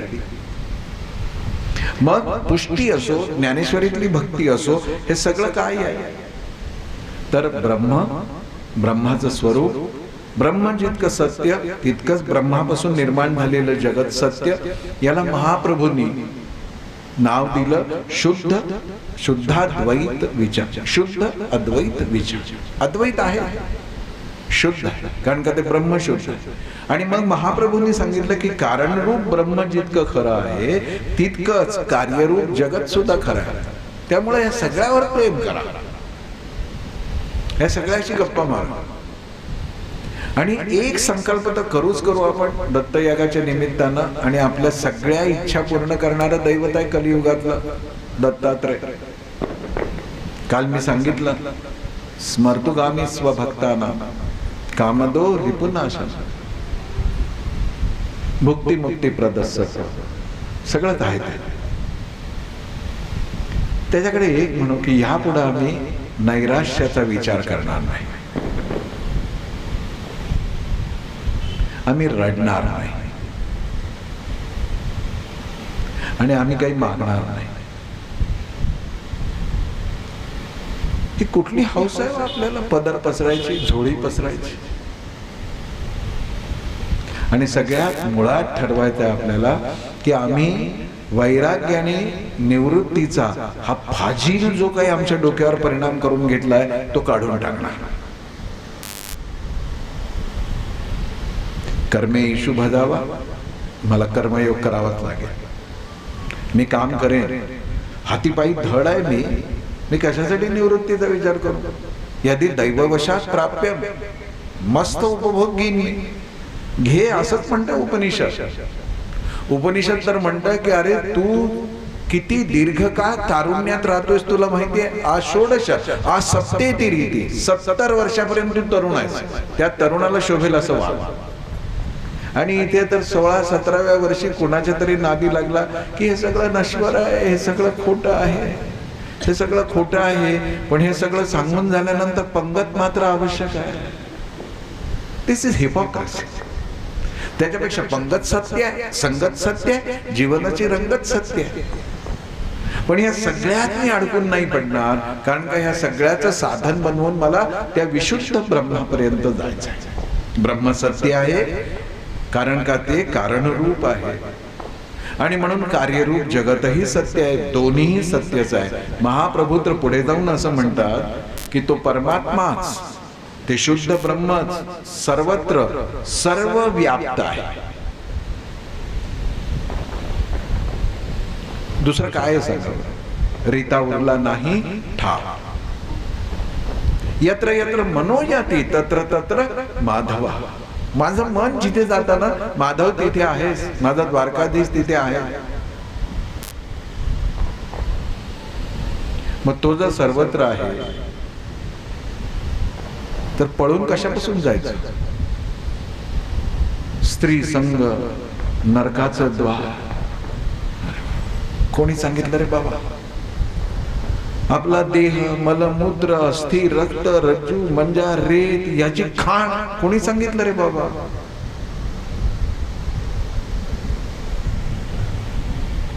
सर्व गुरूंचाही गुरु तो नरदेह. पण आमच्या डोक्यात कचरा भरला.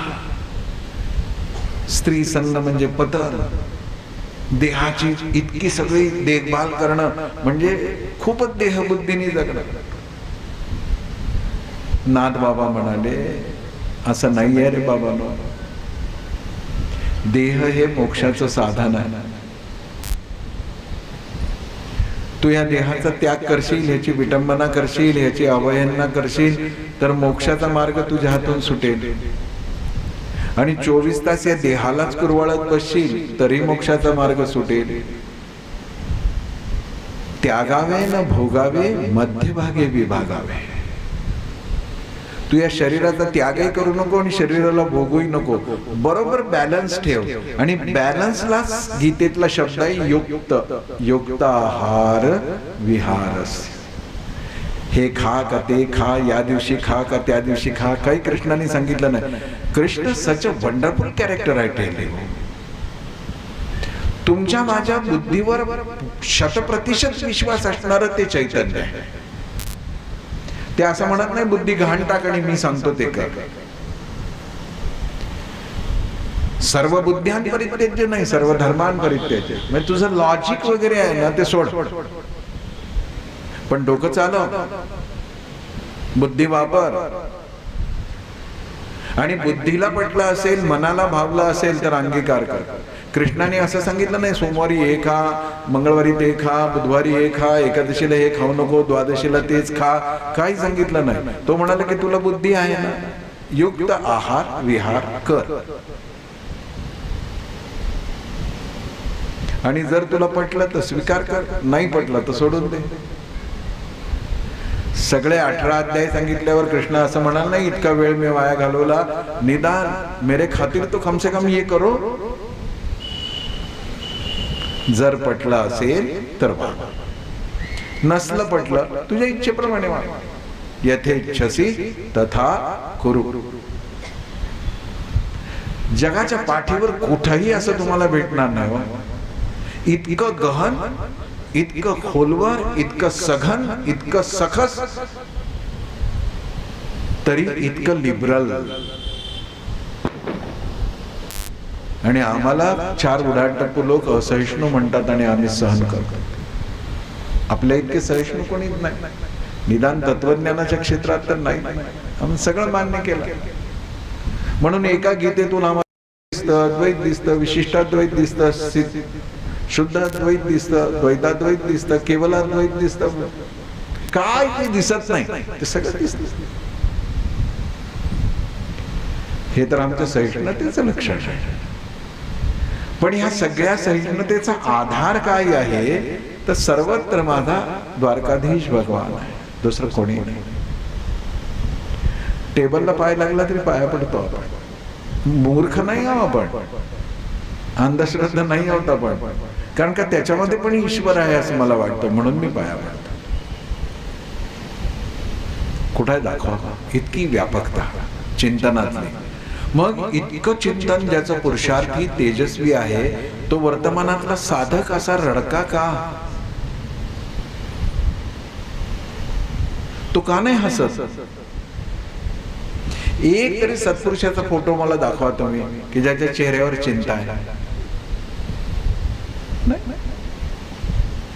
तो कायम कोणत्याही परिस्थितीमध्ये हसतो. त्या सद्गुरूंनी दिलेलं नाम, त्यांनी दिलेली साधना आपल्याला आचरता येवो न येवो, निदान मी तुमच्यासारखा हसत राहीन इतकं तरी, जे प्रॅक्टिकली त्यांनी करून दाखवलं तितकं तरी.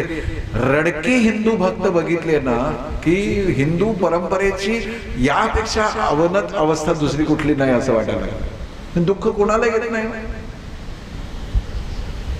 दुःख कोणाच्या वाट्याला नाही. श्रीरामाची तर धर्मपत्नी अपहृत केली गेली. आपल्यावर आलं असं संकट, आलं तर आपण सेलिब्रेट करू, बरं औषध वाचून खोकला गेला म्हणून. आपल्यावर चोरीचा आळ आला, द्वारकाधीशावर आला. सर्व प्रकारचे दुःख या सर्व महापुरुषांच्या जीवनात आलं.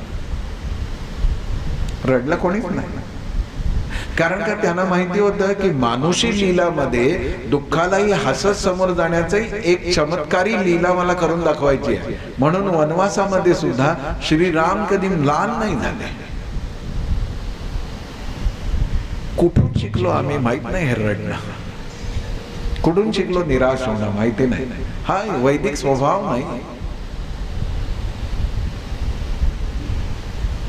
आम्ही जे येईल समोर ना, कर्मजात आघवे जे वाट्या आले स्वभावे, शृंगारुनी विधी गौरवे आचर्य. मी करेन. त्रास कमी झाला. जानकी मातेला प्रश्न विचारला होता की तुमच्या आयुष्यातला सगळ्यात आनंदाचा क्षण कुठला? ती म्हणाली की मी नाथांच्या बरोबर दंडकारण्यात राहत होते तो. कोण बाई असं उत्तर दिलं? मी जनकपुरीत होते तो म्हणेल. मी अयोध्येत आले तेव्हा सासू सासरे माझं कौतुक करत तो म्हणेल. परत लंकेत आलो आणि राज्याभिषेक झाला तो म्हणेल. पण जानकी माता म्हणतात की दंडकारण्यामध्ये मी नाथांच्या बरोबर राहत होते तो माझ्या आयुष्यातला सगळ्यात सुंदर दिवस काळ होता. आणि होताच, कारण का त्या म्हणाल्या की मी अशा वातावरणात माझ्या स्वामींच्या बरोबर राहत होते की जिथे मला मुक्तपणाने जीवनाचा आनंद घेता येत होता. काय काय आहे त्यातलं एक उदाहरण सांगतो, पुढे जातो. म्हणजे निवृत्ती आणि वैराग्याचा हा जो फाजील कचरा आहे तो काढून ठेवा आणि आवश्यक आहे तेवढा डोक्यात ठेवून द्या. चित्रकूटावरती रघुनाथ सरकार आणि माता जानकी राहत होते. लक्ष्मणाने कुटी बांधली. आता कुटी म्हटल्याबरोबर हिंदू कल्पनाशक्ती किती विस्तारित होते. इकडे एक टीना, इकडे एक टीन, वरती काहीतरी टाकलंय, झाली कुटी, असं नाही. तो लँडमार्क ऑफ कन्स्ट्रक्शन होता. Landmark of construction. इतकी सुंदर कुटी होती की बघितलं तर दंग होऊन जायचे. त्या कुटीमध्ये ते राहत होते. एके दिवशी श्रीरामाने विचारलं की चल मी आज तुला नौका विहार करवतो. चित्रकूटाला आपण गेला असाल. नौका विहार करवला आणि जानकी माता म्हणाल्या की तुम्हाला नौकाही वलवता येते, मला आश्चर्य वाटतं. ते म्हणाले की प्रयत्न करशील तर तुलाही येईल. आणि जानकी मातेला नाव चालवण्याची कला चित्रकूटावर शिकवली. मग श्रीराम अचानक म्हणाले की तुला पोहायला येतं का? म्हणाले नाही. चल मी तुला पोहायला शिकवतो.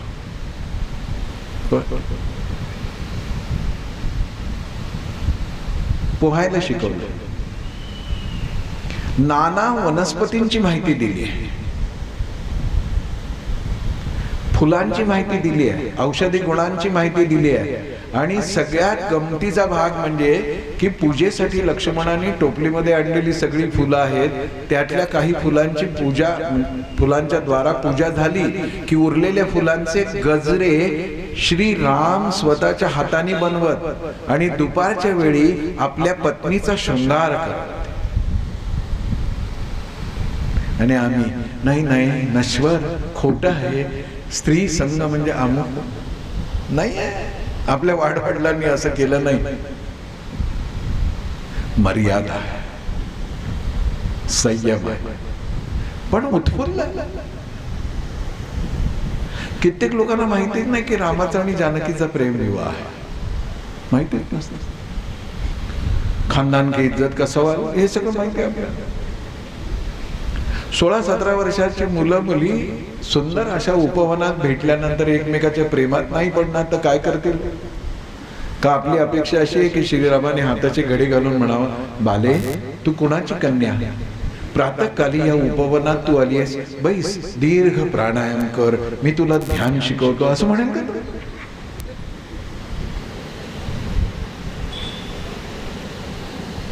कधी रामकथा ऐकू तेव्हा जास्त सांगेल. पण या सगळ्या गोष्टींमधून मला यातल्या सगळ्याचा आनंद घेता आला पाहिजे, कारण का माझ्यासाठी तो आहे सगळीकडे. आणि एकदा मी असा खणाखणातला मी दिसायला लागलो, प्रत्येक प्रसंगातला मी दिसायला लागलो, प्रत्येक स्थळीचा मी दिसायला लागलो की तोच माझा साक्षात्कार समज, असं महाप्रभू पण म्हणतात, माऊली पण बोलते. तैसा माझा साक्षात्कारी सरे अहंकाराची वारी, अहंकार लोपी अवधारी द्वैत जाय. हे शेवट.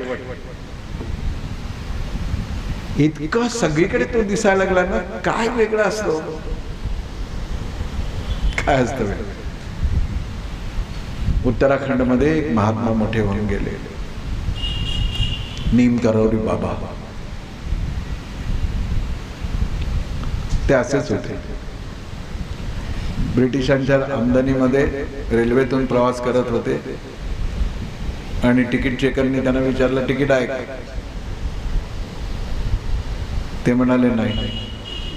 ते म्हणाले उतरा खाली, आणि जबरदस्ती उतरवलं. गाडीच सुरू होत नव्हती, ट्रेनच सुरू होत नव्हती. लोकांनी समजावून सांगितलं की हे आहे. तो म्हणाला, तिकीट चेकर म्हणाला की यांच्याकडे तिकीट नाही आहे. ते म्हणाले की तिकीट तर ते काढतात ज्यांच्या स्वतःची ही गाडी नाही. ते म्हणाले मग ही का गाडी तुमची आहे, ही ब्रिटिश सरकारची आहे? ते म्हणाले नाही, ही तर माझ्या प्रभूची आहे. आणि माझ्या वडिलांचं वाहन वापरत असताना माझ्यासारख्याला तिकीट कशाला पाहिजे? आणि तुम्ही जर मला तिकीटच मागत असाल तर माझ्याकडे एकच तिकीट आहे, राम नाम की तिकीट है मेरे पास. आज त्या नेमकरोरी बाबांच्या जीवनातून त्यांनी देह ठेवल्यानंतर सुद्धा ज्यांनी ज्यांनी प्रेरणा घेतली आहे ना, त्याच्यामध्ये मार्क झुकेरबर्ग सुद्धा आहे, अनेक विदेशी शास्त्रज्ञ आहेत. आणि हे काय करायचे? हे घोंगडं घ्यायचे, बसवून राहायचे, हनुमंताचा अवतार म्हणायचे. सोपं तत्वज्ञान. ते म्हणायचे की जे समोर आहे ना त्याला ईश्वर माना. कोणी भुकेने व्याकुळलाय का? त्याला खायला द्या. कपडे नाही का? त्याला जेवढे प्रयत्न करून कपडे द्या. आजही तुम्ही जेव्हा जाल उत्तराखंडमध्ये, तेव्हा कैची या गावामध्ये, जे भीमताल पासून नैनिताल पासून 20-22 किलोमीटर आहे, अद्भुत.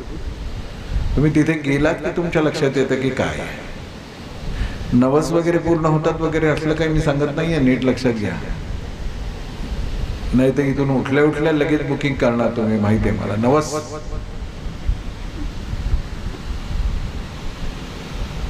नवस नाही, हवस कमी होते. नेमकरोरी बाबा अद्भुत, अलौकिक. सगळीकडे त्यांना देवच दिसे ना. माऊली तेच म्हणते, तैसा माझा साक्षात्कारी. एकदा माझा असा साक्षात्कार झाला, सगळीकडे तो आहे. मग वेगळं काही करत अहंकाराची वारी सरते. म्हणजे काय होतं? अहंकार निघून जातो असं नाहीये.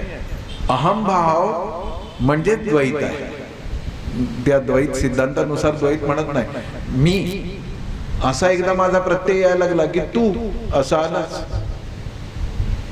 इकडे अहंकाराची सगळी जी वारी आहे ती संपून जाते. म्हणजे आता मैं नाही तू ही. मी नाहीच ना, तूच आहेस. एका रात्री आपल्या प्रियसीला भेटायचा संकेत होता म्हणून प्रियकर निघाला. गावाबाहेरच्या फार्म हाऊसवर ती त्याची वाट बघत होती. हा निघाला आणि अचानक आकाश आभाळ भरून आला, पाऊस पडायला लागला. हा धावत धावत गेला. पण संकट आली, अडचणी आल्या, त्यात पाऊस पडतोय, काही दिसेनाचं झालं. पण कसा बसा तो तिच्या घरापर्यंत पोहोचला. दारावर ठप ठप ठप ठप. आतून आवाज आला, कौन है? तो म्हणाला की मैं हूं. मिलनाचा संकेत होताच, त्यामुळे त्याला वाटलं की मैं हूं पुरेसा आहे. आतून पुन्हा आवाज आला की कौन है? मैं हूं. दरवाजा खोलो. काही वेळ गेला, दरवाजा नाही उघडला. संशय आला मनात की आपल्याला बोलवलं खरं, पण हिच्या मनात तर दुसरंच कोणीतरी आहे आणि त्याच्या सोबतच ती आहे, म्हणून तर दार उघडत नाहीये. संशयावनी थोर आणि नाही पाप घोर, माऊली बोलते. आणि प्रेमात संशय आला म्हणजे भक्तीत संशय आला की सगळी गडबड झाली. त्यांनी जोराने दार वाजवला. आतून पुन्हा आला की मैं पूछ रही हूं कौन है? सुनाई नहीं देता मैं हूं. तरी काय निराश झाला. त्याला असं वाटलं की इथूनच आता खाली खाईत उडी टाकावी. तो 4 पायऱ्या उतरून आला, निघून जावा. वैताग वैताग वैताग. आणि रस्त्यात त्याला चाहूल जाणवलं. तो म्हणाला की असं पडत्या पावसात रात्री इथे कोण आहे? तो बघितलं की कौन है?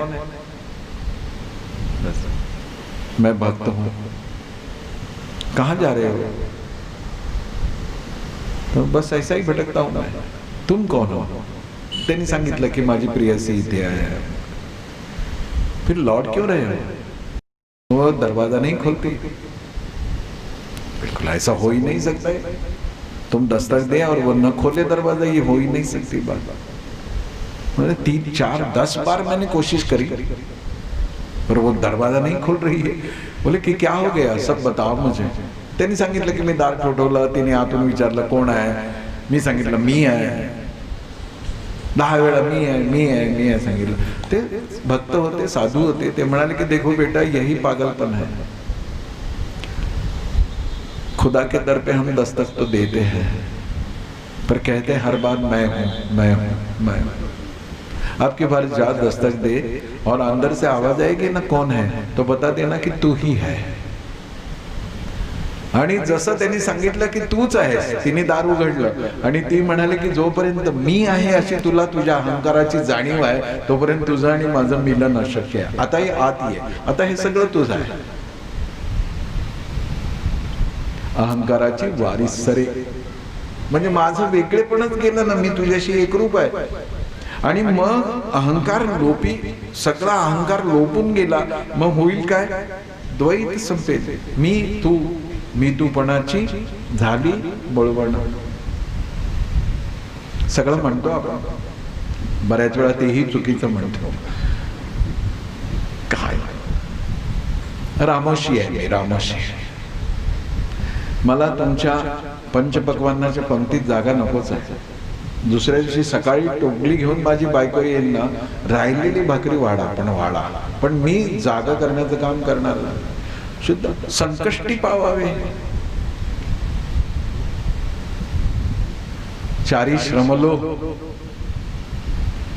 इतकं अशुद्ध, इतकं बेसावत होऊन ईश्वराचं भजन पूजन करणाऱ्याला ईश्वराचं दर्शन कसं मिळालं. चला कल्पतरूंचे आराम. चला कुठे, चला डीमार्टला, कुठे चला, चला.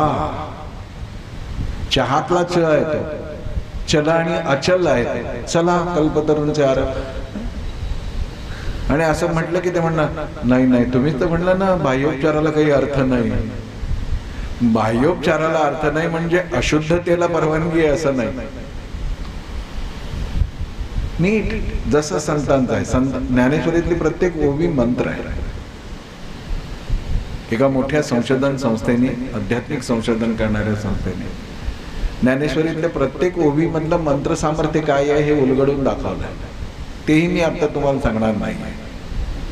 पण मला जो साक्षात्कार झाला त्यात माझं द्वैत सरलं का, आणि द्वैत सरल्यानंतर काय होतं, महाप्रभू असं म्हणतात की मैं बालक बन जाता हूँ, वो मेरे माता पिता बनते हैं. त्वमेव माता च पिता त्वमेव, त्वमेव बंधुश्च सखा त्वमेव, त्वमेव विद्या द्रविणम त्वमेव, त्वमेव सर्व मम देव. मग काया वाचा मनसा मैं जो भी कुछ करता हूँ आप ही करा लेते हो. एकदम बदलून जातं सीन. आणि मग माऊली बोलते मग मी तो हे आघवे, मी तो हे आघवे नीट, मग मीच आधी स्वभाव. मग मीच होऊन जातो, मग काही वेगळेपणच राहत नाही. आणि असं वेगळेपण न राहता जी स्थिती येते त्या स्थितीतून महाप्रभू असो, ज्ञानेश्वर महाराज असो, कोणतेही संत असो, ते एकच एक कामना करतात की सगळ्यांचं भलं होऊ दे, सगळ्यांचं भलं होऊ दे. आणि अशा सगळ्यांचं भलं होण्याची प्रार्थना महाप्रभूंनी केली, महावैष्णव ज्ञानदेवांनीही केली. ते पसायदान, त्या पसायदानाची भावना, त्या पसायदानाचा आनंद, आणि मग त्यातून एका वेगळ्या वैश्विक पुष्टीच्या दिशेने आपण कसे जातो याच्याविषयीचं चिंतन उद्या आपण बरोबर 6:30 वाजता करणार आहोत. आज आणि काल केलेल्या चिंतनाचा अर्थ इतकाच आहे की मला मनुष्यजन्म प्राप्त झाला आहे तो ईश्वरी दर्शनासाठी. हे ईश्वरी दर्शन मला बाहेर कुठेही होणार नाही, ते माझ्या अंतर्यामीच होईल. कारण का मला स्वतःला पाहायचं आहे, ती माझी साधना आहे. यासाठी मी एकच मार्ग घेतलाय, तो आहे प्रेमाचा, तो आहे भक्तीचा, तो आहे शरणागतीचा, तो आहे समर्पणाचा. आणि अशा मार्गाने आपण जर जाऊ तर मग आपल्या जीवनामध्ये आनंद आल्याशिवाय राहणार नाही. आणि आपण जेव्हा या भावनेने आनंदित होऊ तेव्हा तो आनंद इतरांना दिल्याशिवाय राहणार नाही, आपल्याला चैनच वाटणार नाही. आणि म्हणून एका कुटुंबातल्या वडीलधाऱ्याची 61 पाठक भाऊंची त्यानिमित्ताने केलेला दत्तयाग, आणि केवळ हा आनंद आपल्या कुटुंबासाठी मर्यादित न ठेवता सगळ्यांना वाटण्याची इच्छा होणं, यालाच भक्ती म्हणायचं असतं. अशी भक्ती आपण सर्वांना प्राप्त व्हावी अशी द्वारकाधीशाच्या चरणी प्रार्थना करून मी वाणीला विराम देतो. बोलिये द्वारकाधीश भगवान की, ज्ञानेश्वर महाराज की. धन्यवाद. 2 मिनिटं जागेवरच बसायचं आहे. या वेळेमध्ये श्रीमद भागवतातील महात्म्यातील काही श्लोक आहेत, त्याचं थोडं स्फुरण मला झालेलं आहे. भागवत महात्म्यामध्ये गोकर्णाने आपल्या वडिलांना काही उपदेश केला आहे. एक 3 श्लोक आहेत त्याचे. थोडा आवाज द्या. ज्यावेळेस आत्मदेव ब्राह्मणाला दुःख आणि केवळ दुःखच सगळीकडे दिसलं, त्यावेळेस आत्महत्या करण्यासाठी आत्मदेव ब्राह्मण निघाले. सुरुवातीला त्यांनी आयुष्यामध्ये 2 वेळेस आत्महत्या करण्याचा प्रयत्न केला. पहिल्या वेळेस आपल्याला संतती नाही म्हणून, पण साधूच्या कृपेने त्यांना संतती झाली.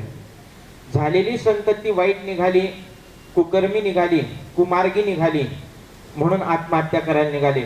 त्यावेळेस त्यांच्यात असणारा पण त्यांच्या पोटी जन्म नसणारा गोकर्ण, गायीपासून तो मुलगा त्यांना मिळाला. त्या गोकर्णांनी आपल्या वडिलांना सांगितलं की बाबा पाहिलं त्याला दुःख आहे. कबीर महाराजांचा दोहा प्रसिद्ध आहे, आपल्याला पाठ आहे, जो देखे सो दुखिया बाबा सुखिया कोई नाही. पाहिलं त्याने दुःख आणि केवळ दुःखच आहे. असं असताना काय केलं पाहिजे? त्यावेळेस त्या गोकर्णाने आपल्या वडिलांना सांगितले. बाबा 61व्या वर्षी त्यांनी उपदेश केला आपल्या वडिलांना की तुम्ही ज्याला आपलं आपलं म्हणता ते आपलं कोणीही नसतं. देह अस्ति मांस रुधिरे अभिमतिम त्यजत्वम, ज्याया सुतादिषु सदा ममतां विमुंच, पश्यानिशम जगदिदम क्षणभंग निष्ठा, वैराग्य राग रसिको भवभक्ती निष्ठा. आत्मदेव ब्राह्मणाला गोकर्ण उपदेश करून सांगतोय,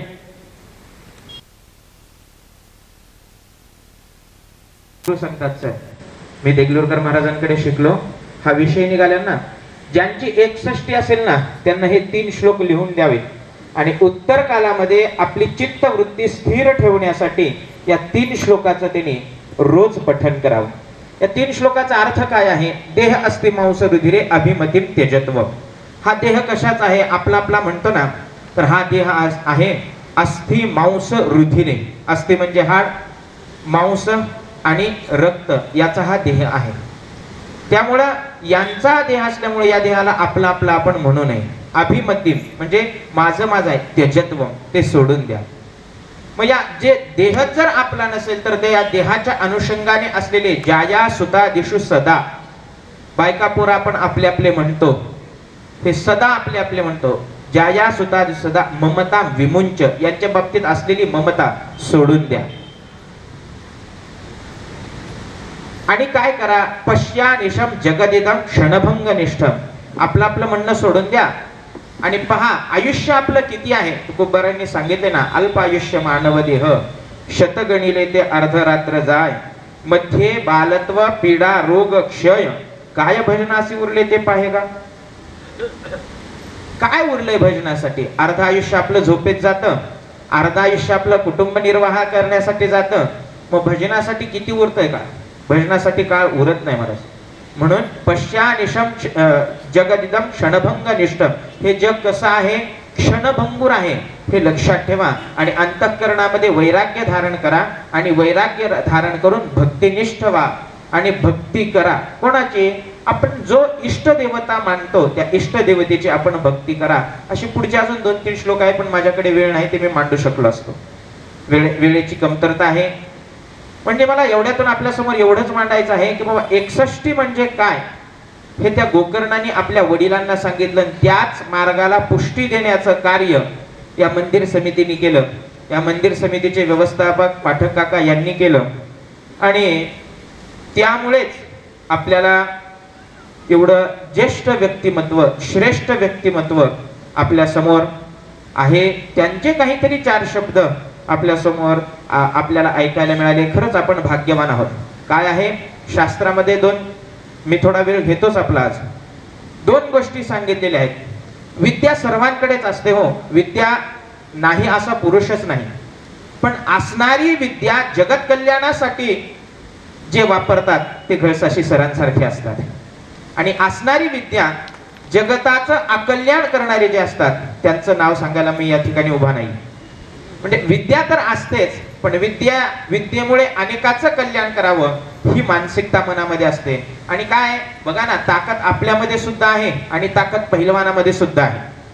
पण पहिलवान जर बुद्धी भ्रष्ट झाला तर तो काय करेल, आपल्यासारख्याला उचलून आदळून मारून टाकेल. आणि जरी ताकद नसेल तरी सुद्धा आपलं कल्याण कसं आहे काय नाही याच्या बाबतीतली विद्या, त्या बाबतीतली ताकद हे व्यवस्थित योग्य मार्ग दाखवणारे असे सर आपल्याला मिळालेले आहेत.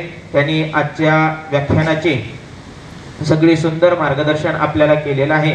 उद्याही आपल्याला असंच मार्गदर्शन ऐकायला मिळणार आहे. सर्वप्रथम उद्याची मी आपल्याला कार्यक्रमाची रूपरेषा सांगतो. ठीक 9 ते 11:30 या कालावधीमध्ये यज्ञ होईल. 11:30ला आपल्या दत्त यागाची पूर्णाहुती होईल. या पूर्णाहुतीला सर्वजण उपस्थित राहावं, पूर्णाहुतीचाही आनंद घ्यावा, पूर्णाहुतीला आपला हात लागावा ही विनंती. त्यानंतर दुपारी आपल्या महिला भजनी मंडळाचं 4 ते 6 या कालावधीमध्ये भजन होईल आणि 6:30 ते 8 या कालावधीमध्ये आपल्या व्याख्यानाचा उत्तरार्ध होणार आहे. सर्व कार्यक्रमाला सर्वांनी उपस्थित राहावं ही नम्र विनंती. यानंतर प्रसायदान होईल. प्रसायदान झाल्यानंतरच आपण भगवंताच्या आरतीसाठी जायचं आहे आणि प्रसाद घेऊन परत उद्याच्या कार्यक्रमाचं येण्याचं मनोरथ ठेवून आपण यावं ही नम्र विनंती. जागेवरच हात जोडून बसायचं आहे. प्रसायदान म्हणतो. आता विश्वात्मके देवी येणे वाग्यज्ञ तोषावे, येणे तोषो निमज द्यावे पसाय दान हे. जे खळांचे व्यंकटे सांडो तया सत्कर्मी रती वाढो. भूता परस्परे पडो मैत्र जीवांचे, दुरितांचे तिमिर जाओ. विश्वस्व धर्म सूर्य पाहो, जो जे वांछिल तो तेला हो प्राणी जात. वर्षत सकळ मंगळी ईश्वर निष्ठांचे मांदियाळी. अनवर्त भूमंडळी भेट तू भूता. चला कल्पतरूचे आरव, चेतना चिंतामणीचे गाव. बोलती जे अर्णव पियुषांचे, चंद्रमी जे अलांछन मार्तंड जे तापहीन. हे सर्वाई सदा सज्जन सोय रे हो तू. किंबहुना सर्व सुखे पूर्ण हो नितीनी लोके. भजिजो आदि पुरुखे अखंडित, आणि ग्रंथोपजीविये विशेषी लोकीये. दृष्टा दृष्ट विजये होवावे जी. एत म्हणे श्री विश्वेश्वरा आवोईल दान पसाओ. येणे वरे ज्ञान देवो सुखिया झाला. येणे वरे ज्ञान देवो सुखिया झाला. पुंडली